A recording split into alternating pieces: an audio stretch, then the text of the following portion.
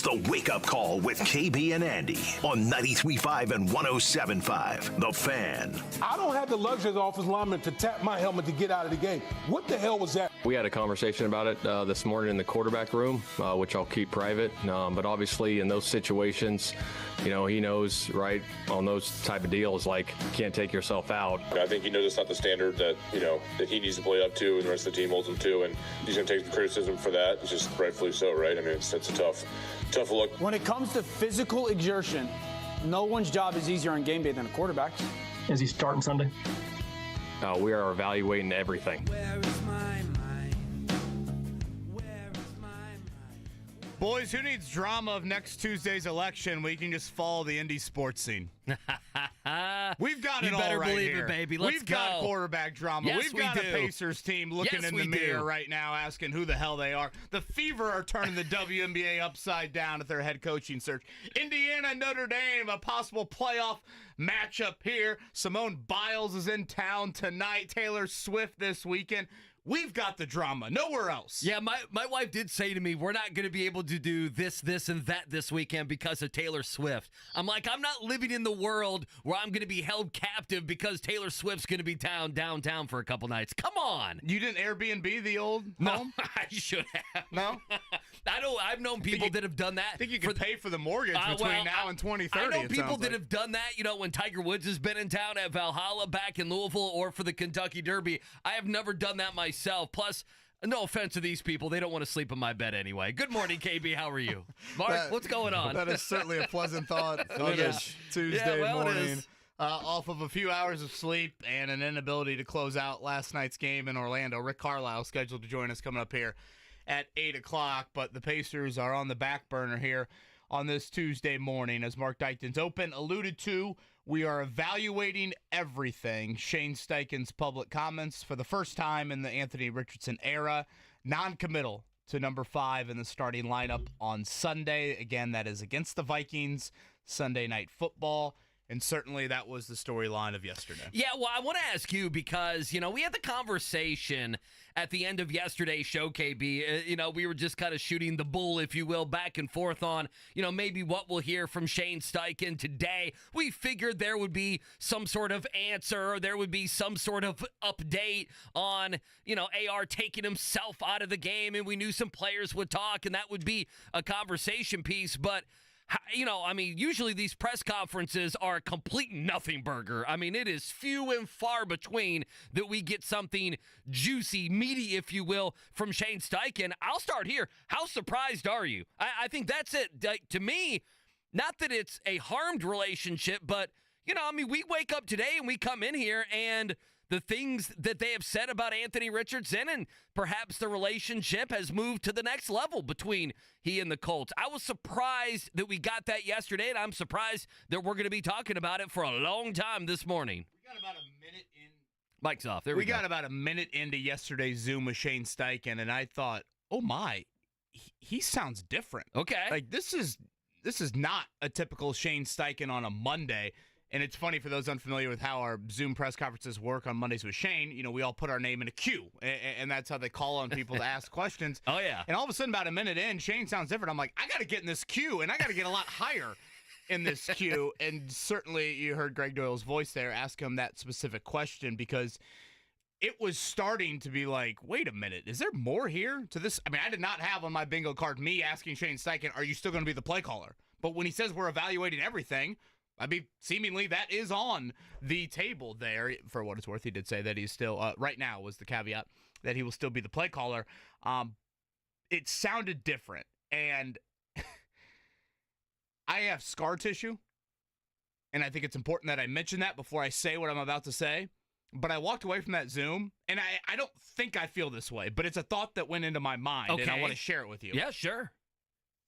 It sounded Jim Irsay. Well, that was the main storyline I saw yesterday. And again, explain it, but yeah, I mean, that's the thought. I've got scar tissue. We've got scar tissue. Sure. Ironically enough, the opponent this weekend is the team that you blew the biggest lead in NFL history against during that horrific 2022 season, and that was when Jim Irsay demanded changes at the starting quarterback spot. And what leads to Jim Irsay making changes for his organization? Embarrassment. The E word. Yep. Embarrassment. What did Anthony Richardson do on Sunday? In old man football, he made a cardinal sin. Yes, he did. That is embarrassing towards the man that picks up underwear for the Baltimore Colts back in the day.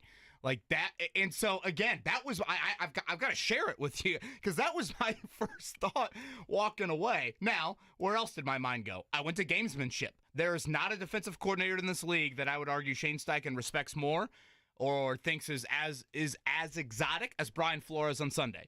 Shane Steichen loves gamesmanship, believes in it like none other. Is this that? Because the words are such a 180 from everything Jim Irsay, Chris Ballard, and Shane Steichen have said about playing Anthony Richardson since the day he was drafted. They've had a plan, and for the most part, they've stuck with that plan, and they've backed and supported that plan, KB. 1,000%. Shane Steichen says yesterday, I didn't think about benching him at halftime. Well, if you really want to nitpick the game, the second half, I would say Richardson played fine. If you, double the second half in the first half, you would have walked away from Sunday and said, okay, Richardson played okay. I mean, nothing great, but not benchable, in my opinion. So what all of a sudden has led to him going there? Does he feel like he needs to send a message to the locker room in what Richardson's actions were on Sunday? I thought the Ryan Kelly comments, which we'll play in full later, were spot on for player reaction inside that locker room. So that, I guess, is all-encompassing of my thoughts. If you're going to ask me right now, does Richardson start Sunday night? I still think he does. Right. To answer that question, but it certainly is very 180.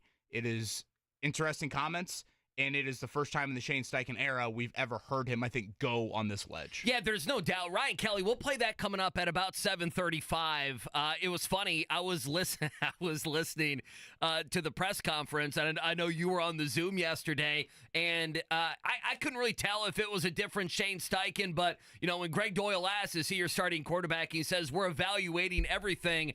I think two more questions went, and then it was you, it was Nate, it was Joel, it was Boyd. It was right in a row with every follow. I could hear almost you guys think of which ways can I keep following up with this juicy quarterback nugget. Yeah, questions about DeForest Buckner's return were they got pushed aside, and how Jonathan Taylor played on Sunday. Aside. I got to be honest, I was stunned. I mean, whether it's Irsay, whether it's Ballard, whether, the majority of this conversation is around Shane Steichen, I was surprised because they have held firm to their public relations statement on how we're going to play Anthony Richardson. He's a young quarterback. He needs to play in this league to develop in this league. And of course, there are times where he has struggled or whatever, where there's been a frustration, and they've hung with it, and they have said the right thing each and every time. The players that have been interviewed after some of these games, even Sunday, they have said all the right things. To me, I want to go back to what I said a couple minutes ago. I don't believe in any way that it's harmed or, that there is a rift here between the Colts and Anthony Richardson. But what I do believe is their relationship this morning, KB, is a little bit different than it was yesterday. Yeah, I think that's a good way to put it. I mean, it just was. I mean, they are, I used the word, another E word, you used embarrassing to Jim Irsay. There's been potentially, if you think of some coddling or enabling, they have tried to create a very good and cozy atmosphere, which I commend them for, around this young quarterback with Anthony Richardson. And I thought yesterday, maybe not privately, but publicly, was the first time that they used some tough love. And then, of course, I got 6 or 7 things that we can talk about as we go today. Why did they do it? What are they trying to accomplish? You mentioned gamesmanship. You mentioned, when you tap yourself out of a game, you gotta give something to the locker room to say, hey, this is a young player who we're backing through the thick and thin, but it's not going to be good enough as well. So, boy, there's about 10 different ways we can go. But for me, I was surprised. I am still wondering the why. I am wondering who's pulling the strings here. But in the end, do I expect Anthony Richardson to be out there on Sunday night? I absolutely do. In fact, I would be stunned if he's not out there. Now, I will say, is the leash as long as it has been? That is a valid question that we can dive into Wednesday and Thursday and Friday. But yesterday started the saga. And then I just, one other thing, I want to talk more about this as we go. I saw yesterday, this always happens. I followed in my career at Louisville a bunch of just, after Pitino, a bunch of crappy coaches. And on the football side as well that U of L had. And with it would be factions. There would be a faction that, I ran into this with Chris Mack, that really liked Chris Mack, and a faction that didn't like Chris Mack. And I saw yesterday, I know it's Twitter, I know it's social media, take it for what it's worth.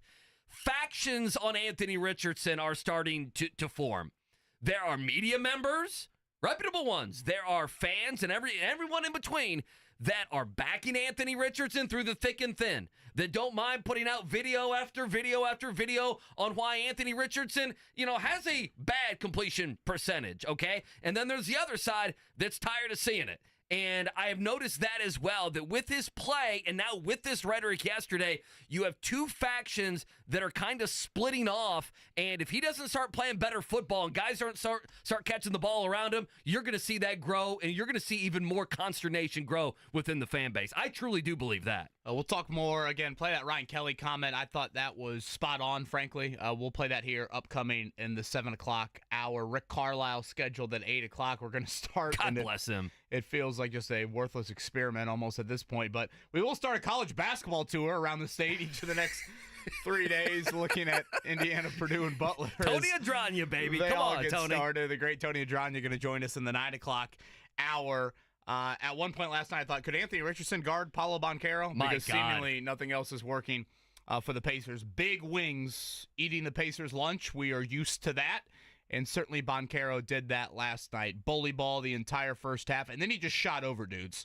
It didn't matter who the Pacers threw at him. He just was like, I'm taller than you guys. And they threw everyone at him, by the way. And I'll just shoot over you. Then he was quiet in the third quarter. And I was like, I should probably take over now that Franz Wagner's out here in the fourth quarter. And he did that. No close from the Pacers. Up 8. Great third quarter. Up 8 in the fourth. Great opportunity on the road against a playoff team, and they were not able to get it done. I would say some very interesting second unit playing time decisions. We'll see how Rick Carlisle wants to answer those questions. TJ McConnell, the fewest minutes he's played since Christmas. Jarris Walker, dos minutos, none in the first half. And Benedict Matherin's minutes since game one continue to dwindle. So right now, 1-3, you get the undefeated defending champs in your building tomorrow night. I thought the optimism post-game was a little bit more upbeat than I expected. I was stunned. I guess they did play a little better, but still, this is a 1-3 start, and I get it. You're 5% of the way through the season. I am not pressing the panic button just yet, but I can see it on the table. Yeah. And I didn't expect to see it on the table this early because, again, continuity, unlike any other team in the league, you would think you'd be able to handle the start of the season better than others. Yeah, and you're staring the Celtics in the face. I mean, quite frankly, the Mavs, you're staring them in, on the road in Dallas. They made the NBA Finals as well. Yeah, I was surprised by the upbeat nature. I think it's, sometimes you got to play good cop and bad cop. Rick Carlisle, no doubt, has played both. So we'll dive into that as the Pacers lose yesterday. All the Anthony Richardson stuff as well. Rick Carlisle set to join us coming up at 8 o'clock. Tony Adran in the 9 o'clock hour. Joel A. Erickson as well. So appreciate you waking up with us. On the other side, we'll let you hear some of that Shane Steichen sound yesterday, talking about his young quarterback. We'll do it next. Appreciate you waking up with us. Wake up call right here, 93.5, 107.5 The Fan.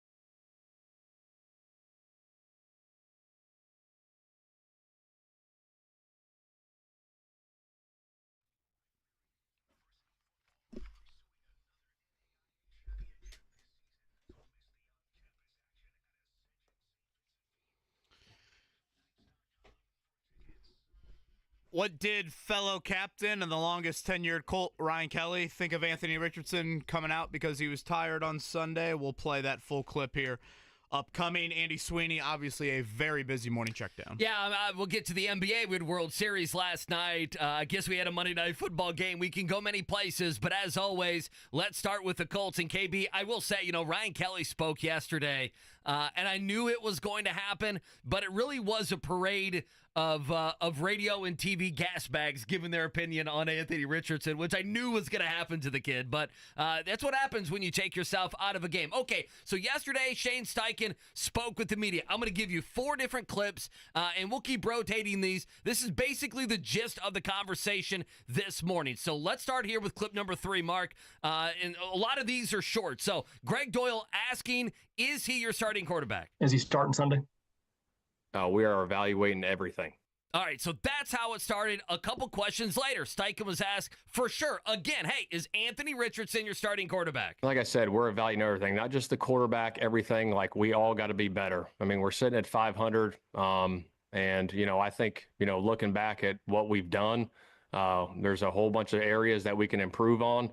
I'm not just talking about the quarterback. I'm talking about everything, and we got to be better moving forward. All right, and then a couple minutes later, Steichen was asked, hey, are you evaluating everything because the offense, especially the passing game, has just been so bad this season? Yeah, I think, obviously there's a whole bunch of different things, right? I mean, there really is. It's not just one guy, right? It's everything. We got to just look at the whole big picture and look at our football team, look at our roster, look at our personnel, look at our scheme, and then we go from there. All right, last one. Then at the very end of the conference, Steichen was asked if he's still your starting quarterback today, if the game were today. Right now, today is yes.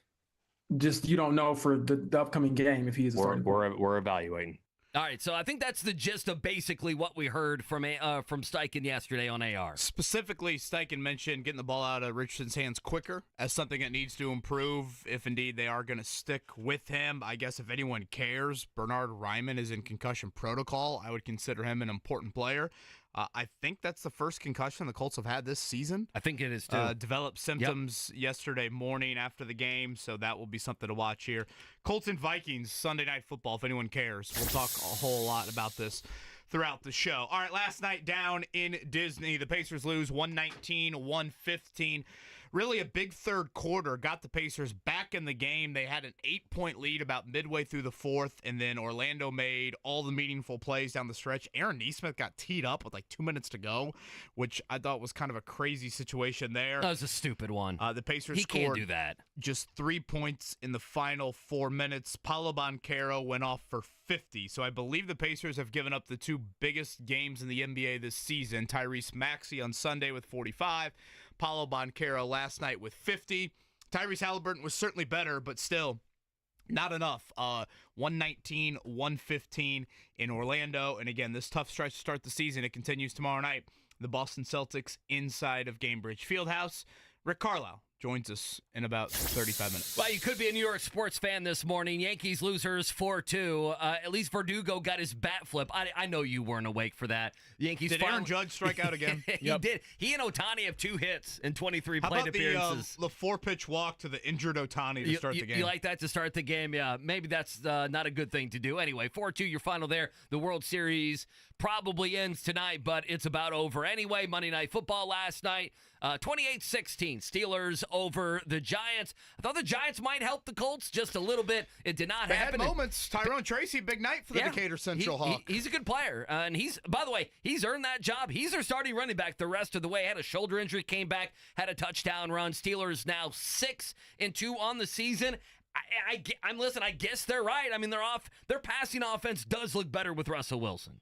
Yeah, I mean, it does. Yeah. So I don't know. Najee Harris over 100 yards last night. So, again, Pittsburgh wins. Thursday Night Football, Texans-Jets here in Week 9. Couple other items on my end. Sounds like Curtis O'Rourke, the optimism is there for him to start on Saturday in East Lansing. That is a 3:30 Peacock game. Line opened up kind of right around that Washington line, like a little less than a touchdown for Indiana, but Kurt Cignetti, again, expressing some optimism. Their first practice of the week is today. We'll see if Curtis O'Rourke can get back in the lineup. And the dominoes continue to fall, seemingly in the direction of Stephanie White and the Fever. Yesterday, the Connecticut Sun parting ways with Stephanie White. Where there's smoke, there's fire. What's going on with this? Is Connecticut helping the Fever out? Oh yeah, we'll get rid of her so you can just pick her up. Yeah, go ahead. Yeah, I'm gonna need 30 for 30 on the WNBA and these head coaching moves. What's going on with 7 Stephanie of White? these 12 teams have openings. You imagine if the NFL had 55% of their jobs opened in an offseason? It's unbelievable. It really is. And coaches that have done well. Coaches that have made the postseason, not coaches that have won 4 games. Sure. So we'll see how this plays out as the Fever have an opening. You got anything else? Nope. All right, that's what I had as well. So coming up on the other side, reminder, Rick Carlisle going to join us here in about 35 minutes, top of the hour. On the other end, my theory, again, on potentially what's going on with the Colts. And then, KB, I know you have thoughts on the words yesterday. Shane Steichen talking about Anthony Richardson. We'll do that on the other side. Appreciate you hanging out with us. Wake Up Call, 93.5, 107.5, The Fan.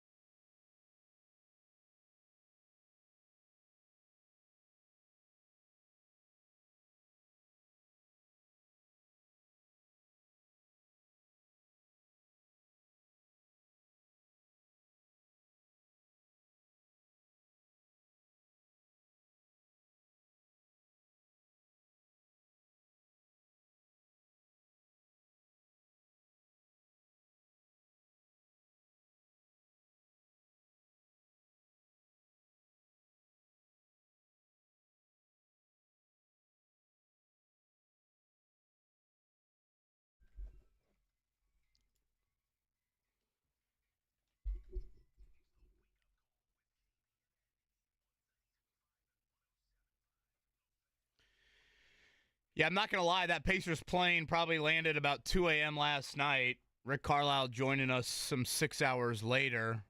We're very grateful for that, but certainly we weren't totally planning on it this morning, to be quite honest. Yeah, but we are very pleased to have the Pacers head coach on. He'll join us here in a half hour. A bit of a look in the mirror moment a week into the season for the Pacers. They got the defending champs, the undefeated Celtics coming up tomorrow night. We'll get to Anthony Richardson and that uncertainty about him starting Sunday night against Minnesota here in just a second. Curious if people want that to happen. Do they want Joe Flacco to become the starter here on Sunday Night Football? But the other storyline off of Richardson yesterday was indeed how the locker room reacted to him tapping out, him saying that he needed to come out for a play because he was tired on Sunday. I thought Ryan Kelly was the perfect person to answer that question. He's the longest tenured Colt. He's a fellow captain. He's certainly been an injured player. He's played through several injuries. Say what you will about the offensive line's effort on Sunday, but I just thought from a locker room voice, Kelly is the one, a center to a quarterback, was the one that kind of rang truest for me.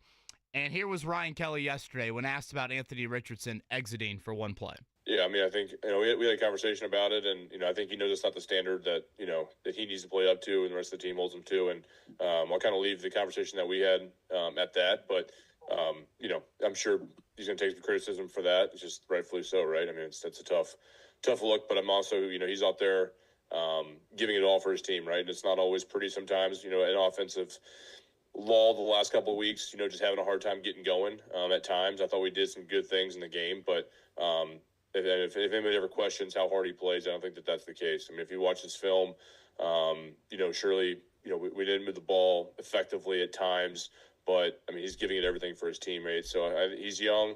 I'm sure it's a learning moment for him, and I'll leave it at that. Do you think Anthony Richardson gets it now? After meeting with Ryan Kelly and probably other guys in that locker room, you have Michael Pittman playing with a back injury, you have Jonathan Taylor Weeks having the ankle injury, you have DeForest Buckner who looked like a season-ending injury. I mean, I know I'm missing. I mean, Quinn Nelson has had injury issues. I can go down the line of guys that have fought through injuries on this Colts team. You think he gets it? Well, I hope. I would hope so too. That's my first thought. I'd like to think so. Being the quarterback of an NFL team is not being the student body president at Clay Junior High. You're the president of the United States. I mean, you are on the side of the building. You're on every marketing material. You are a captain. I mean, Anthony Richardson, if he played any other position, would not be a captain. He's a captain because he's a quarterback. Sure. So the standard that it takes to play quarterback in the NFL is different. I think the Ryan Kelly answer, frankly, is spot on. I think the locker room was pissed. But I also think they can sit there and say, this is not a soft football player. Watch the play itself. There's nothing soft about that play from Richardson. He sheds a 315-pound defensive tackle. He keeps the play alive, a play that Ryan Kelly and the offensive line struggled clearly on. And I think that, that is kind of where Kelly's coming from with that answer of, yes, we were pissed, we were frustrated, we were stunned. But at the same time, this is a guy that doesn't bail on pockets. He takes on hits. He initiates contact. We probably honestly at times question if he takes on too much contact. And I'm curious if he does play on Sunday night, does he all of a sudden ramp it up even more? This is a conversation for later in the week. It's a good point. But does he look at Sunday and say, wait a minute, you guys thought I was soft? You guys thought we're gonna run this ball 14 times up the middle. I'm gonna try and run over everybody on this field. Yeah. I mean, seriously, that's a good point. That is a thought that I have coming up for Sunday if indeed he's in the lineup. But I just thought the Kelly answer was handled very, very well. I thought it was honest. I thought it was candid. I thought it walked the fine line of I was frustrated. Mm-hmm. We were frustrated. But I'm not bashing him. But this is also a player I can acknowledge that have you ever watched Anthony Richardson play and thought he was soft? Well, I mean, the plays before that, he's carrying 310-pound guys on his back. So yeah, to throw an incompletion, by the way. I thought it was a very strong summary from the longest tenure Colts. Yeah, I mean, listen, I think it was, there's two things here. I think, number one, you got that from Ryan Kelly, and you probably got, and I mean this, I think that what you're getting from the Colts, and there's a part of me here. Now, let's move the potential that Jim Irsay could be involved. Let's move that aside. I think, you brought that up at the beginning. I know a lot of fans on Twitter, I'm sure on the YouTube chat, are doing the same. So I want to come back to that. But, there has been entitlement with Anthony Richardson. Because of his position and because of where he was drafted, he immediately, he came in and it was his job over Gardner Minshew, and I was guilty of that. I want to be clear. I wanted to see him play. You wanted to see him play. Hell, we all wanted to see him play. But there has been a sense of we are doing everything to make it comfortable for Anthony Richardson. And there aren't too many other positions and guys probably on the Colts that feel like that is what is going on with their own career, okay? But with a young quarterback like this, they have said, we are going to make it as comfortable, and I think for the most part, they have tried to do that. You know, they re-signed Jonathan Taylor. You think of Michael Pittman. They were going to be aggressive in the draft. They ended up getting A.D. Mitchell. They have, fortified many different times the offensive line. They brought in an offensive coach. So, I think they have tried, but at some point, you guys would know more than me. You guys have been raising kids. Mine's 14 months old. That, I'm sure there's tough love sometimes. And I think what Anthony Richardson has probably been getting for the last 36 hours is a little tough love. Oh, we don't know who the quarterback is. That's the first time he's had to deal with that rhetoric. It's been his job. If Anthony Richardson was healthy, it did not matter how he played the week or the weeks before. It was always his job. So there's some tough love there. There's tough love with tapping out of the game that now he's having instead of, hey, you missed this pass or we missed that read or we did great over here. Now you're having different conversations with teammates, older teammates, with guys, captains like Ryan Kelly. So I actually, there is a part of me, while if you're a Colts fan, I get it. You're worried about this franchise quarterback maybe not being your franchise quarterback. The flip side is I do think a little tough love, a little prodding is not a bad thing for Anthony Richardson's career. I thought there was a lot of immaturity from Anthony Richardson in the 60 minutes of football on Sunday and postgame. And I don't think I've really said that too often. I don't think we've said that at all. But I thought a lot of it was there. Situational awareness on the field, situational awareness post-game. I thought all of that was there. Let's shift gears to Richardson and the uncertainty about him starting on Sunday night. Again, we played the clip to open up the show. We are evaluating everything with Shane Steichen's answer when asked directly about Richardson starting against the Vikings. What do you gain by benching him? It's a great question. Shane Steichen doesn't think you gain anything. Now, we have got two different answers.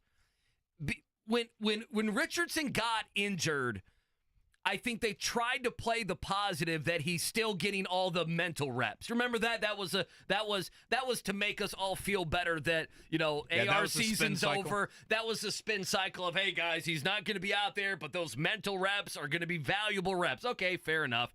But the narrative has been from Steichen and, by the way, from Chris Ballard, and this is not only the quarterback. This goes to corners and young players at safety and Latu and everything else with Chris Ballard, and that is, to get better, you got to get those reps, and to do so, you got to play. So, I would be stunned if he's not out there unless they think, hey, if we sit him down, I don't know. You start sitting guys down like that. I said this yesterday, KB. I don't know what they should do. I mean, he is statistically, and I know it's not all his fault, he is the bottom of the NFL in just about any important category you care about with a quarterback. He is, man. I don't know what to tell people. It's not all his fault, but he's been bad. I sit on this throne, I guess. Anthony Richardson has been bad, and I don't think he should be benched. If I could just summarize it into I agree. Two simple sentences. I agree with you. Those are the two sentences that I come back to. He sat for 85% of last season. Well, you're telling me he needs to sit again? To what? Watch Joe Flacco go 9-8 and lose to the Bills he's at this season. Lose to the Bills by 10 in the wild card round? Right. Yeah, I mean, and that's like best case scenario that I'm playing out here. Flacco turns 40 in January. Yeah, they lose 30-20. And retires like Phillip Rivers and Matt Ryan, and now you're drafting 18th, and Richardson has played 10 games in 2 years. I mean, Bryce Young got, 20 starts? I mean, I don't see the benefit in benching him. Then why are they saying what they're saying? Does it mean anything then? Yeah, I think the tough love comment that you bring up is a good one. I mean, I'll go back to what I said to you in the opening hour. When that Zoom logged off yesterday, I thought, is this Jim Irsay? I mean, Jim Irsay is as old school as it is. I know. And he doesn't want to be embarrassed. And Anthony Richardson, right or wrong, and, is there a bit of overreaction to one play? There probably is. But watch every NFL X player react yesterday.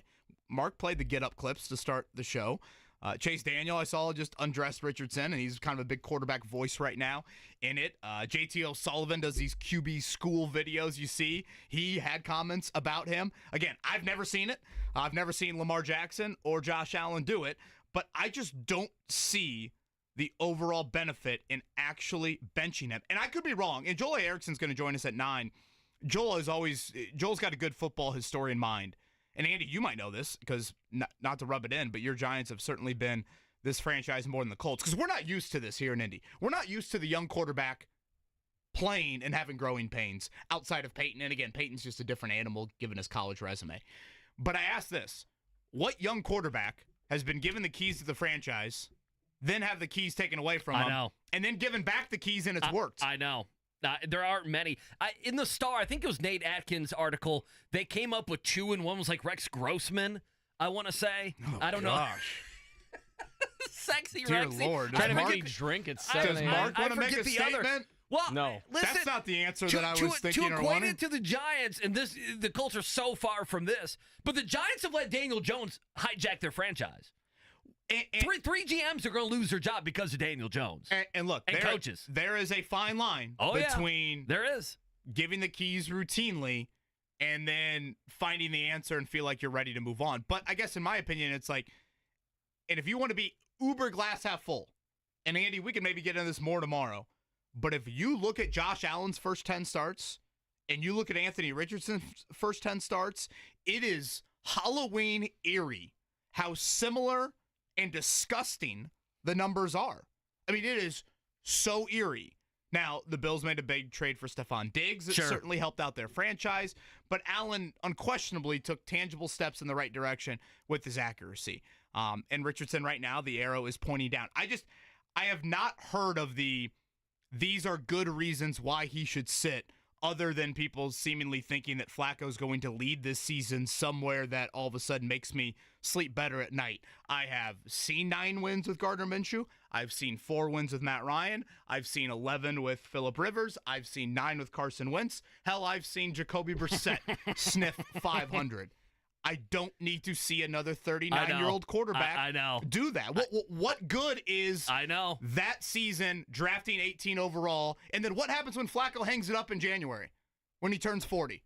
And then you get to 2025, and here's Anthony Richardson in year 3 with 10 career starts on his resume. You going to give him that entire season? Or are you going to bring Flacco back and pay him $7-8 million and do the whole quarterback carousel again? So you're drafting in the middle of round 1, and then what? I listen, it is. That's been my argument for people who want Flacco. I'm like, okay, but what's the end goal here? A first-round playoff exit, maybe? Like that to me is the highest ceiling possible. Yeah, okay, well the only caveat I would say to kick back on you guys, and I agree with you for the most part, would be if we're going to bash Chris Ballard, and rightfully so, for not making the playoffs, are we going to also poo-poo away a quarterback or a playoff appearance, even if it meant Joe Flacco making the playoffs? That is a fair point, and it's the most I would argue the Colts are one of the more awkward franchises in the NFL right now. KB, they are. We said this last week. They're so difficult to analyze because no one's going through this. Won a division title since 2014. After Sunday's result, that looks like it will continue for another year, and yet here they are drafting the rawest quarterback in the history of round 1, and what do you do with him? I mean, like how do you? I mean, seemingly so much of it is screaming win now, but then you have this project at quarterback that you have to commit reps to, and go back to last April. Chris Ballard, Jim Irsay, Shane Steichen, all of them universally on the same page, beyond bullish about reps. They committed to Richardson, 10 practices in at training camp? Yeah, it was pretty quick. They played 1 preseason game, and they went to him over Gardner Minshew. And even guys like Minshew, I remember Minshew got it. He totally saying understood. On the record, he's like, you have to play. Sure. Like, you cannot hold, and again, people can bring up examples of Rodgers and Mahomes and et cetera, et cetera. Those guys had college experience like no other. Richardson didn't have that. So I probably don't think the Irsay thing is true. Let me go back to that. But that thought popped in my head. No, I don't think you were the only one, brother. I don't think you were. If it was Irsay, I'm like, just own it. I think it's a combo. Wow, I know that's a different discussion. That would be quite like the Jets and Woody Johnson, he fired a coach and brought in another wide receiver. He says it's on me. I did this. That'd be quite the public admittance of meddling there. I think it's a combination of tough public love, Yep. and gamesmanship. That's my guess. I mean, Shane, I can't stress this enough. Shane Steichen loves gamesmanship more than I love bacon, Tiger Woods, and Notre Dame basketball. Wow, that's love. And my family. I should probably reorder that if I was could. just Mark, saying, can you edit that? Just throw them back at the end. It's okay. Make that into a promo, Mark. They ranked 4th on a 3-tier list. On the podcast. And Second bronze medal. John brings up a good point. John says, is Richardson Trey Lance? Again, for every Josh Allen hope, there's a Trey Lance. So, again, you have all of this. But in my opinion, by playing them, you get answers. Because, again, playing Flacco the rest of the year, I mean, Richardson's a starter in 2025, whereas if Richardson plays the rest of the season, it goes horribly. Let's look at glass half empty. Then maybe you draft a quarterback in the middle-ish rounds of 2025. Maybe you do something a little bit differently. Maybe that leash, to your point earlier, Andy, gets shorter. I think those are some of the benefits to, again, playing him, letting him experience this all. Sunday was the first time he's seen his team for a second time in a season. And if you really want to be glass half full about Sunday, I thought in the second half, he was better. I mean, he led 2 scoring drives, 2 of 5, and I would argue the other drives weren't really his fault in that they didn't end in points. If Shane Steichen didn't think about benching him at halftime on Sunday, what all of a sudden has transpired since then? You could point to that one play in the third quarter. And I know Shane's publicly said that is not factoring into it. Yeah, I don't believe him. But I don't believe it. Behind closed doors, they have obviously felt the need to have conversations about it. No, because why would if there's a breaking point, why would the breaking point be in a game where I know the completion percentage, and this is me taking up for Anthony Richardson, even though I bashed him at times, where there is a lot of context to his day.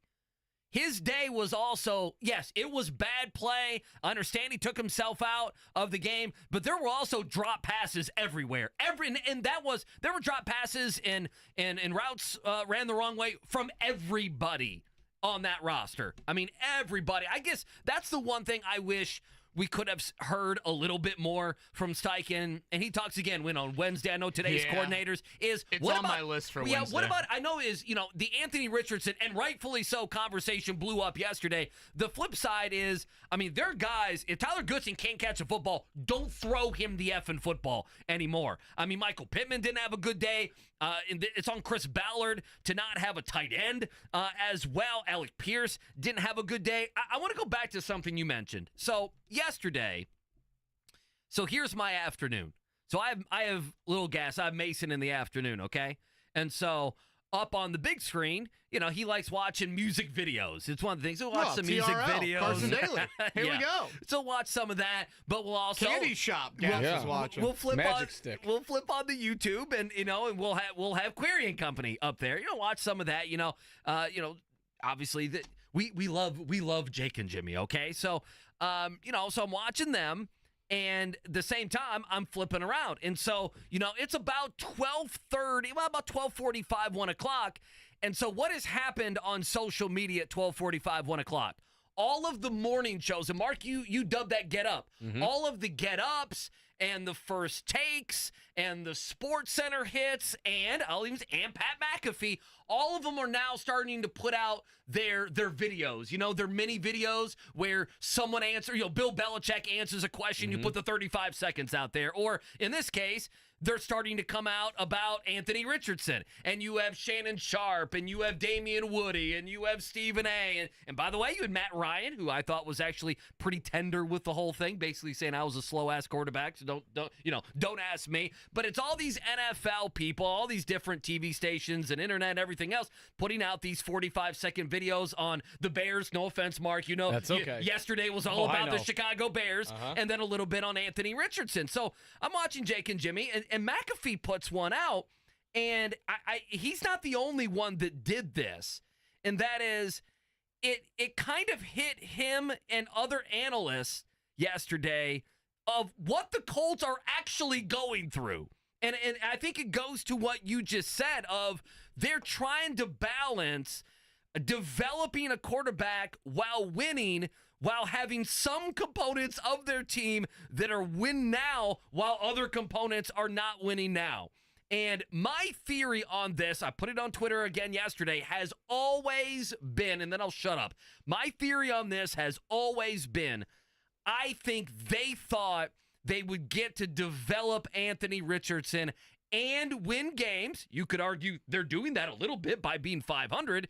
But then on the other side, that they wouldn't have to deal with him being this bad at times. Does that make sense? They thought they were going to get the best of both worlds. They were going to develop a quarterback and win enough to where you felt good about. Yeah, that's the dream. Yeah, and if you lost a game, you weren't going to be totally upset because Anthony Richardson would have done a couple amazing things. Think of week one. That was week one was what they thought the low point of the season would kind of be. We would lose a game, but Anthony Richardson would make 3 plays to where you're excited about next week. And they've won some games, some of those Joe Flacco, obviously, and Anthony hasn't had those 3 or 4 plays in a game that keep you salivating for the next game. That's my theory. They never, to me, having a quarterback that is really struggling while balancing winning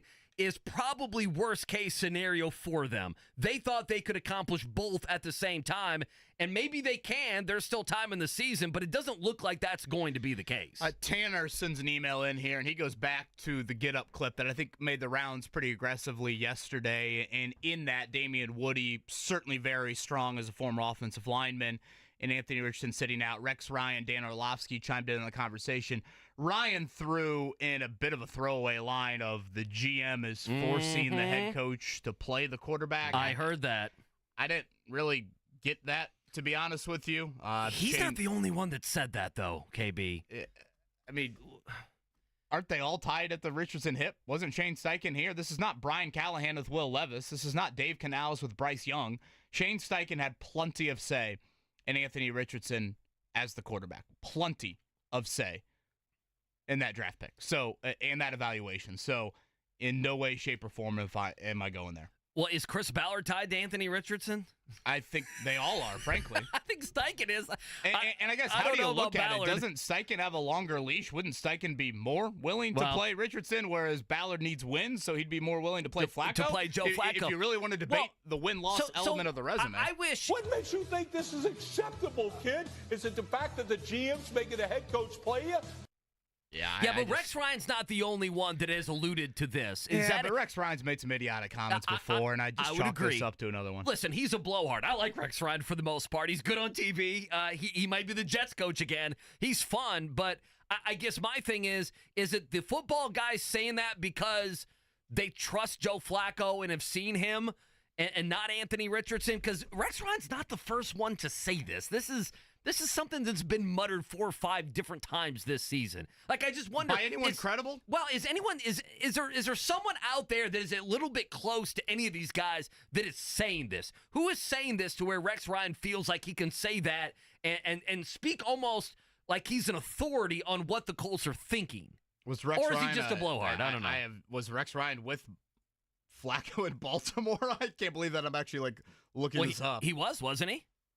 Yeah, he was the defensive coordinator there, right? Yeah, but does Flacco's career go back that far? I don't know, but I also can't believe Flacco would be calling Rex Ryan and saying, hey, they really want me to play, but Ballard's standing in the way of me going out there and slinging it again at 40 years old. I don't know if I'm buying that. The whole team is sitting back wondering what the hell he's doing in there at quarterback anyway, when Joe Flacco is clearly the better answer.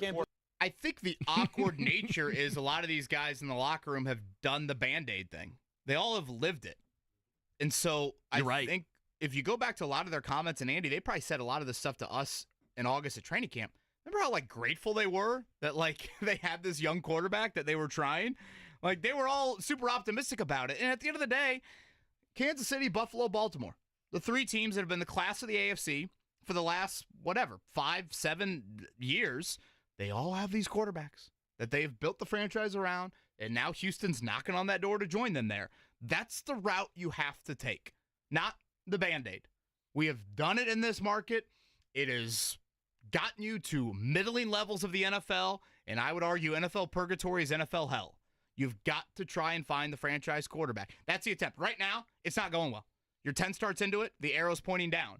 if you want to be super optimistic, there are some quarterbacks with similar Richardson resumes that have figured it out. And it's not all his fault. It's not. Sunday was not all his fault. When he has sat 85% of last season, my answer might be different had he not sat 85% of last season. When he sat for that much time, I don't see the benefit for him putting the earpiece in again. All right, so the Colts conversation is going to continue. Again, Joel A. Erickson will join us coming up in the 9 o'clock hour. On the other end, the Pacers are 1-3, but did we see progress last night in Orlando? Head coach Rick Carlisle, he joins us next. 8 o'clock hour around the corner, 93.5, 107.5 The Fan.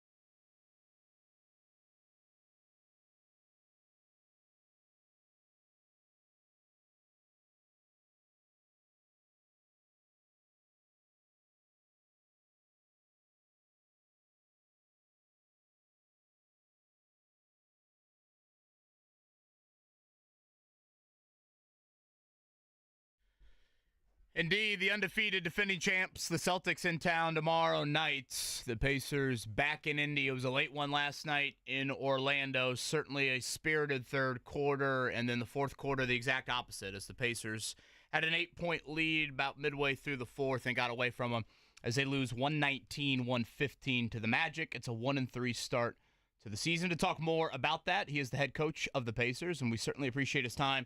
After late travels, got back in the wee hours of the morning, he is Rick Carlisle. Coach, what changed last night in the fourth quarter?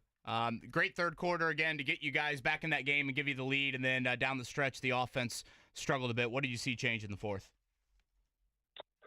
Well, defensively, we got into trouble with fouling again and put them at the free throw line a few times. And then really a lot of it came down to just make and miss. I mean, they made a couple of big threes, and we missed a couple of great opportunities for open threes ourselves. And, just like that, it's, you're 1-3 instead of 2-2. Pacers head coach Rick Carlisle with us on this Tuesday on the Payless Liquors hotline. Coach, appreciate you joining us after the game last night. Definitely with some of the guys in the locker room, I think there was a little bit of optimism, right? That this is the team, at least closer to the team that we saw last year. Do you feel that as well? And if so, what items would give you optimism after last night's game? Well, I do agree with that. But, I don't want to dress it up too nice, because we're not where we want to be. We're not where we had hoped to be. But we are making progress, and last night was a strong step in the right direction. The first half, we got a bit unlucky with Banchero just going crazy, and Suggs too. And so, those guys got too comfortable too early in the game, and that put us behind the eight ball. But the third quarter was a great effort, and Orlando could feel us defensively. We did a good job on the boards. We moved the ball, and we made a great run there, and then being able to sustain is what it's all about. We got up 8, I think, with 8 minutes to go or something like that. And then, we had a couple of untimely turnovers, and, the shot making flipped there. So, there are positives that come out of that game. We're second at the back-to-back, and they're waiting on us. It's one of the elements that makes this real early part of the schedule very difficult, but we've got to build on the good things and keep working on eliminating bad turnovers and rebounding the ball. Schedule certainly doesn't get any easier. Again, the defending champs coming in to Gainbridge Fieldhouse tomorrow night. Pacers and Celtics. That is a nationally televised game on ESPN. Rick Carlisle with us here on this Tuesday morning. Coach, you entered last night really low in pace for this season. Obviously, that was such a staple of last year. Why do you think that's been an issue for you guys early in the year? Well, it's a really good question. And I think one thing that in looking at this year versus last year, at this time, we're playing a different game in the NBA. It's not the fast-paced freedom of movement game that we were experiencing last year. The officiating has changed. The whole league has made adjustments.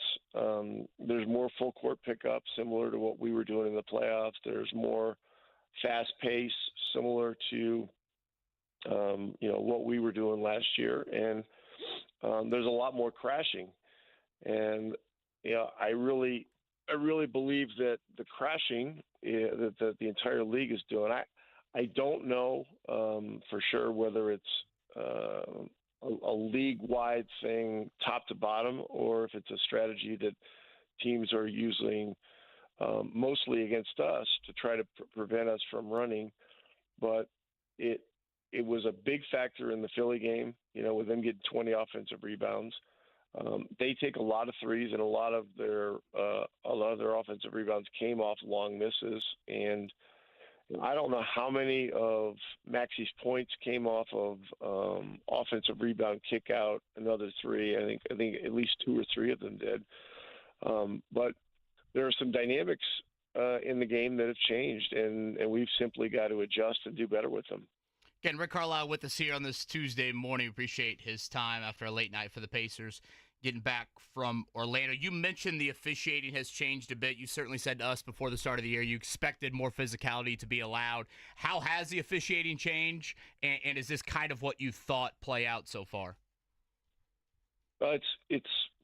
It's pretty much what was promised at the head coaches meeting in early September, and I don't have any issue with it at all. I mean, it's been relatively consistent.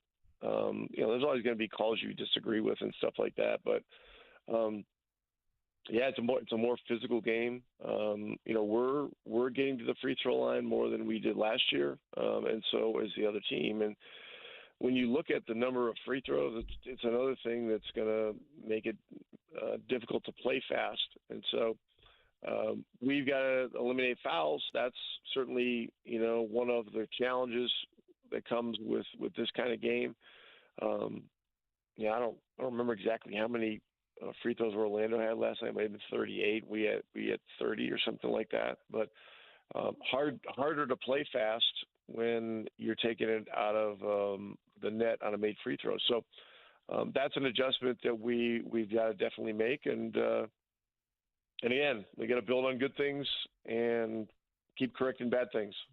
Pacers head coach Rick Carlisle with us here on The Fan on this Tuesday. Going back a couple minutes ago, Coach, you mentioned, rebounding the basketball, whether it be on the defensive side or the offensive side.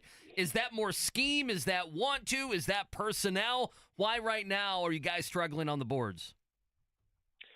Well, we did excuse me, a lot better last night. And this has been a challenge of ours for the last 3 years.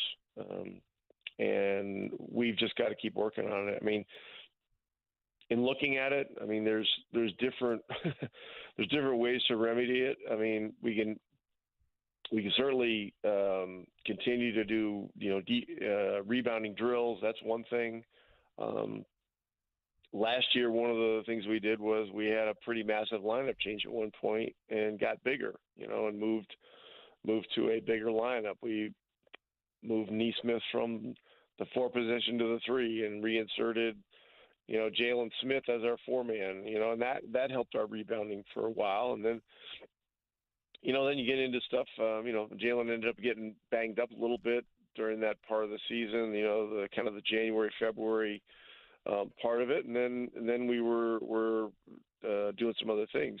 Well, then we traded for Pascal. And so, Pascal helped our rebounding, when he came to us. So, hey, we just got to dig into it. We got to decide that this is, so important, and draw a line in the sand and continue to work at doing better. Again, Rick Carlisle is with us here. The Pacers 1-3 on the season. It'll be the Boston Celtics coming up tomorrow night inside of Gainbridge Fieldhouse. Coach, you've mixed and matched a lot with that second unit here early in the season. Do you envision anything starting lineup-wise that needs to change, or is this just something you expected given there are some new faces in that second unit? Yeah, we talked about it on this show, and, it's not going to look exactly the same every night in a lot of cases. Last night, we got into this thing with Banchero, and, Neesmith started to get fouls. Pascal, we rest him, kind of on a consistent basis. And so, coming out of halftime, we had talked about, having Jarris Walker guard Banchero a little bit, because just to try to get Aaron some minutes and keep Pascal out of harm's way too with fouls. And so, Jarris did a pretty good job. He only played 2.5 minutes or something, but he was he was even on plus minus, and so that was a plus. Now, situationally, Jarris has played in all 4 games. We know Matherin certainly has been playing. Shepard's had minutes in all 4, but this is a stretch playing 11 guys, and I'm not looking to play 11 guys just to play them, but these situations have happened because of what's gone on in the game. And, our communication to these guys is that, hey, everybody needs to be ready for anything. And, these minutes are heavily competed for. So, that's probably, and then last night we did something different with McConnell because second night of a back-to-back, thought he was looked a little tired in the Philadelphia game. So, we played Nembhard some at backup point. Nembhard did well. DJ had a run in the first half and then basically said, hey, look, he just wasn't feeling it, with his legs and stuff like that. So, Drew was the backup point in the second half. But there's going to be a lot of adjusting, a lot of, what you call mix and matching. And we're looking for, as much lineup consistency as we can get. You mentioned Matherin, a couple of big scoring nights to start the season. His minutes have gone down each of the 4 games. What is keeping him from earning more consistent clock? He struggled. He struggled in the Philly game, with rebounding and defense. And look, you're asking me a direct question. I'm giving you a direct answer. We had a film session yesterday morning, and it was it was longer than I wanted it to be, regarding the Philly game, and a lot of it was about rebounding and avoidable turnovers. And so, he had struggles in that game. Last night, was a little different kind of game. I think he played 14 minutes, and Shepard ended up getting more of the minutes than Matherin and Walker. But it's just kind of part of this whole thing. And Matherin's obviously a very important guy, and he scored the ball well in the first 2 games. But this is not only about scoring. Pacers head coach Rick Carlisle with us here. Payless Liquors hotline on this Tuesday on the Fan. Last from for me, Coach. Tyrese Haliburton, he didn't score in the New York game, and then after the Philly game, he was very vocal of, hey, I'm gonna get it, but right now I just don't feel like myself. Do you think last night got him back on track of feeling like himself? And what would you make of his play through the first 4 games? Well, coming off the summer. It was an uneven summer in a lot of ways because of the schedule that USA Basketball had. I mean, they practiced early, and then once they got into all their stuff, I mean, there's not a whole lot of practicing going on. And Tyrese was not playing much for that team, and then he got a little banged up, and then he got banged up with a calf issue, and had to miss a couple, 3 more weeks, and then was able to work back into playing competitively before training camp officially started. And so, it's just there's been this uneven period of probably 2 to 3 months coming into the season. Certainly a lot of expectations. These aren't excuses; they're facts. You guys asked the question, so I'm answering it. And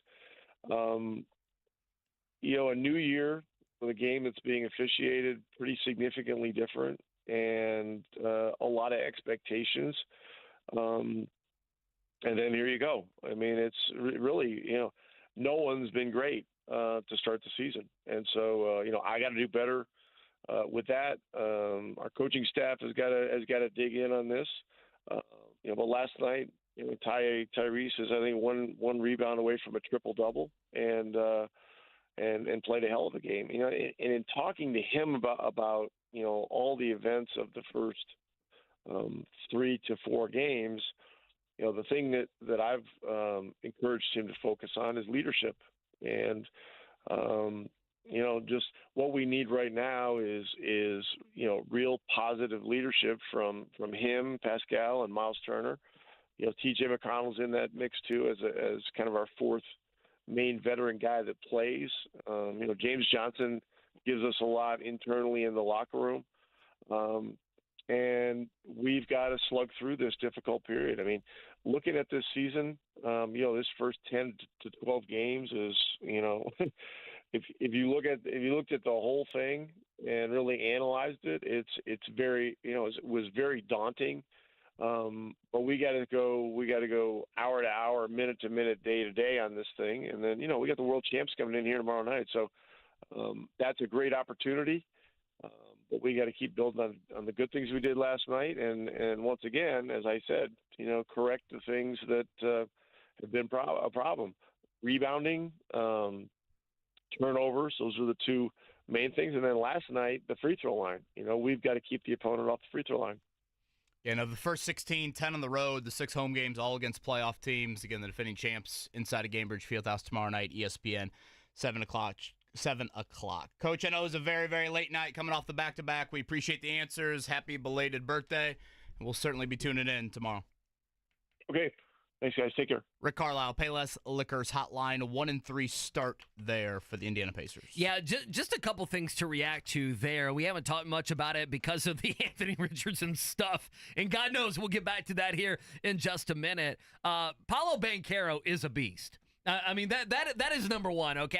We haven't got to throw that out there, and it made me think, if you go back to that 2022 draft, KB, I'm not sure exactly how you guys talked about it, but, what I think I remember now coming from that draft is, do you remember how Orlando threw out the smoke screen that they were going to take Jabari Smith out of Auburn? Do you remember that? And then they didn't. Now you bring it up, yes. Yeah, and then they took, I forgot about it too until last night. I was looking on Twitter, obviously, while the game was going on. And, Banchero has turned into, he is a potential all-pro player here. That's how good he could be. If nothing else, he is a guy that's going to be up over 20 points a game and is an alpha male and all those things. Jabari Smith is averaging 11 points a game right now. He's averaging 11 points a game for Houston. So sometimes it does matter who you draft number one. I would say the second thing that I found interesting about that conversation, and I guess I'm asking you your preference as well. They're a deep team. Are they too deep? In other words, I don't think it's sustainable playing 11 guys. I think it usually works itself out, whether that guys be are gonna get hurt. Injuries, trades. But for right now, I do wonder if they, would you rather have 9 guys where the 9, right? And that, I'm using Matherin is going to play 25 minutes plus, or you have a Ben Shepherd who might play 23 minutes and Matherin might play 15 minutes or something like that. It's all about preference. Obviously, they built this team to have a lot of depth so they can have different pieces and, if they sustain an injury, they can work through it. But I just don't know how they're ever going to make us happy playing 11 guys. And again, I know it will work itself out, but Matherin has, and probably Jarris, both of them have fallen into that early on. Yeah, and again, just weird rotationally right now in the sense of, okay, and I guess he said T.J. McConnell sounded like it was a little bit more of a physical issue than anything, but his fewest minutes since last Christmas, Walker gets 2 minutes. That's really a weird amount to see any player get in a game. Matherin's minutes have gone down. It sounds like, with Rick, it's very much rooted in the defensive end and the rebounding there on that. But right now, it certainly is, it's a surprise to see him at this level because I think you've gotten a couple scheduling breaks with personnel. No Paul George and Joel Embiid Sunday. Franz Wagner leaves last night at halftime.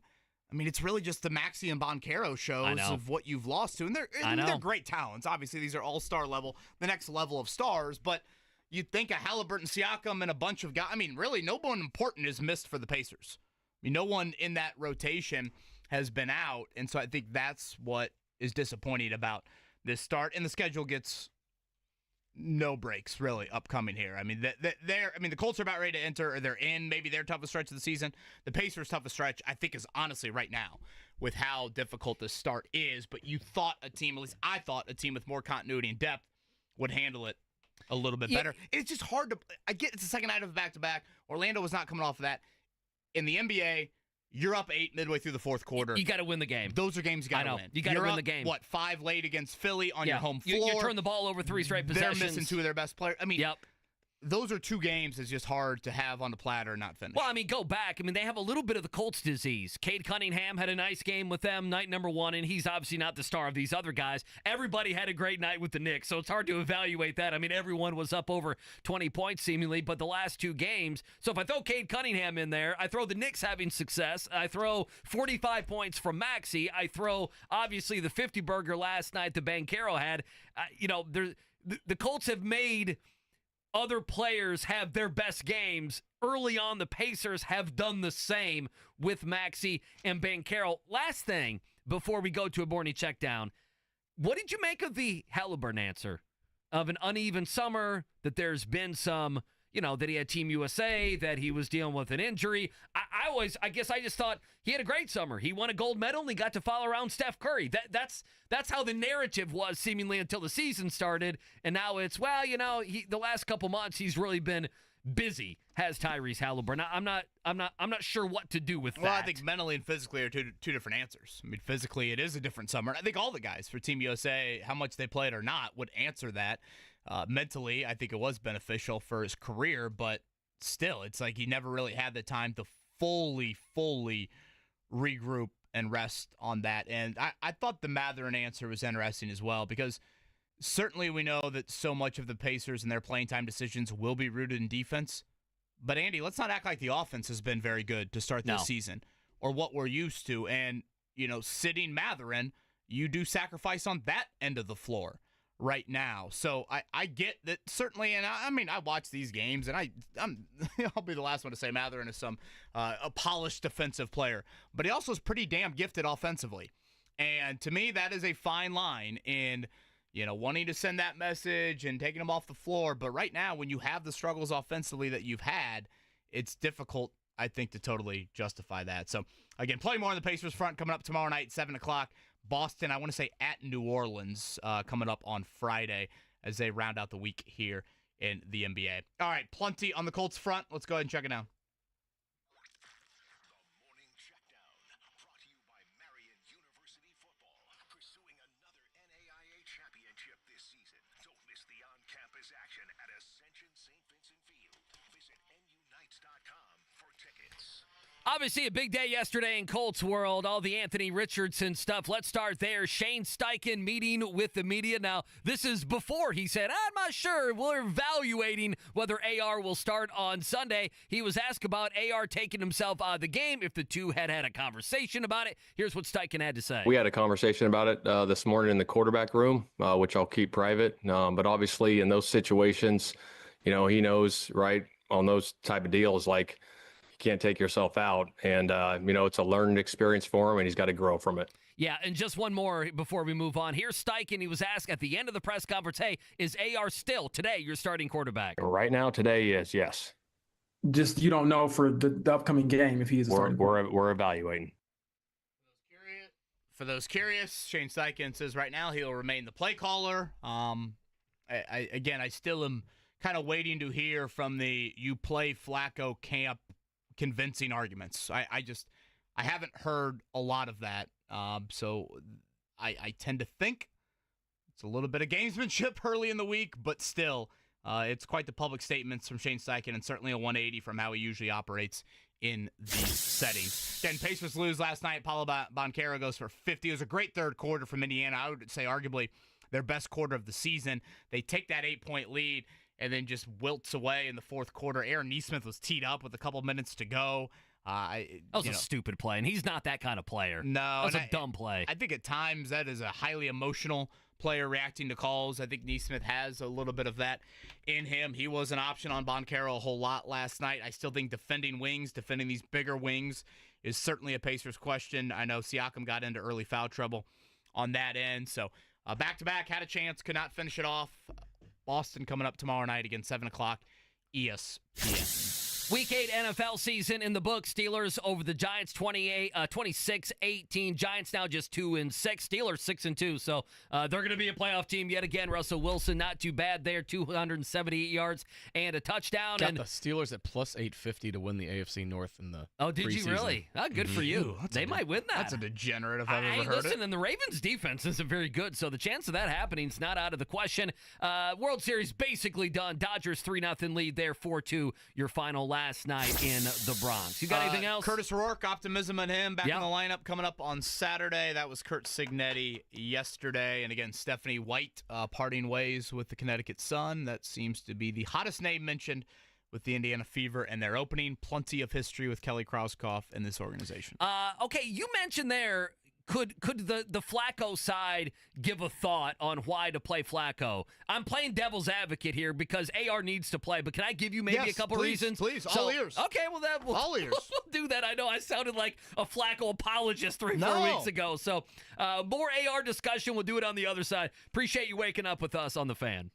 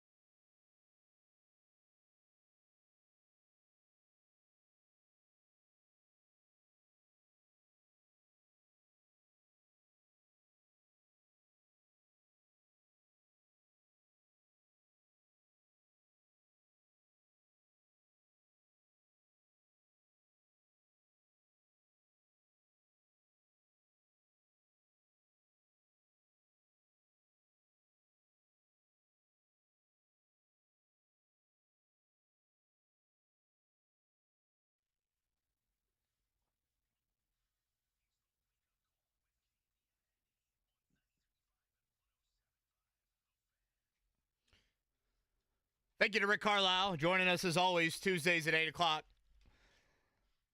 On the Colts front, it is quarterback. I think it probably deserves a mention here for 13 seconds. Bernhard Raimann's in concussion protocol, and I tend to think that's a big name for this team. I know Raimann didn't have his best game, certainly on Sunday, but Minnesota's got some edge rushers. They've got an exotic defense. We have yet to see a Colts player suffer concussion this season, develop some symptoms yesterday, so he is in protocol.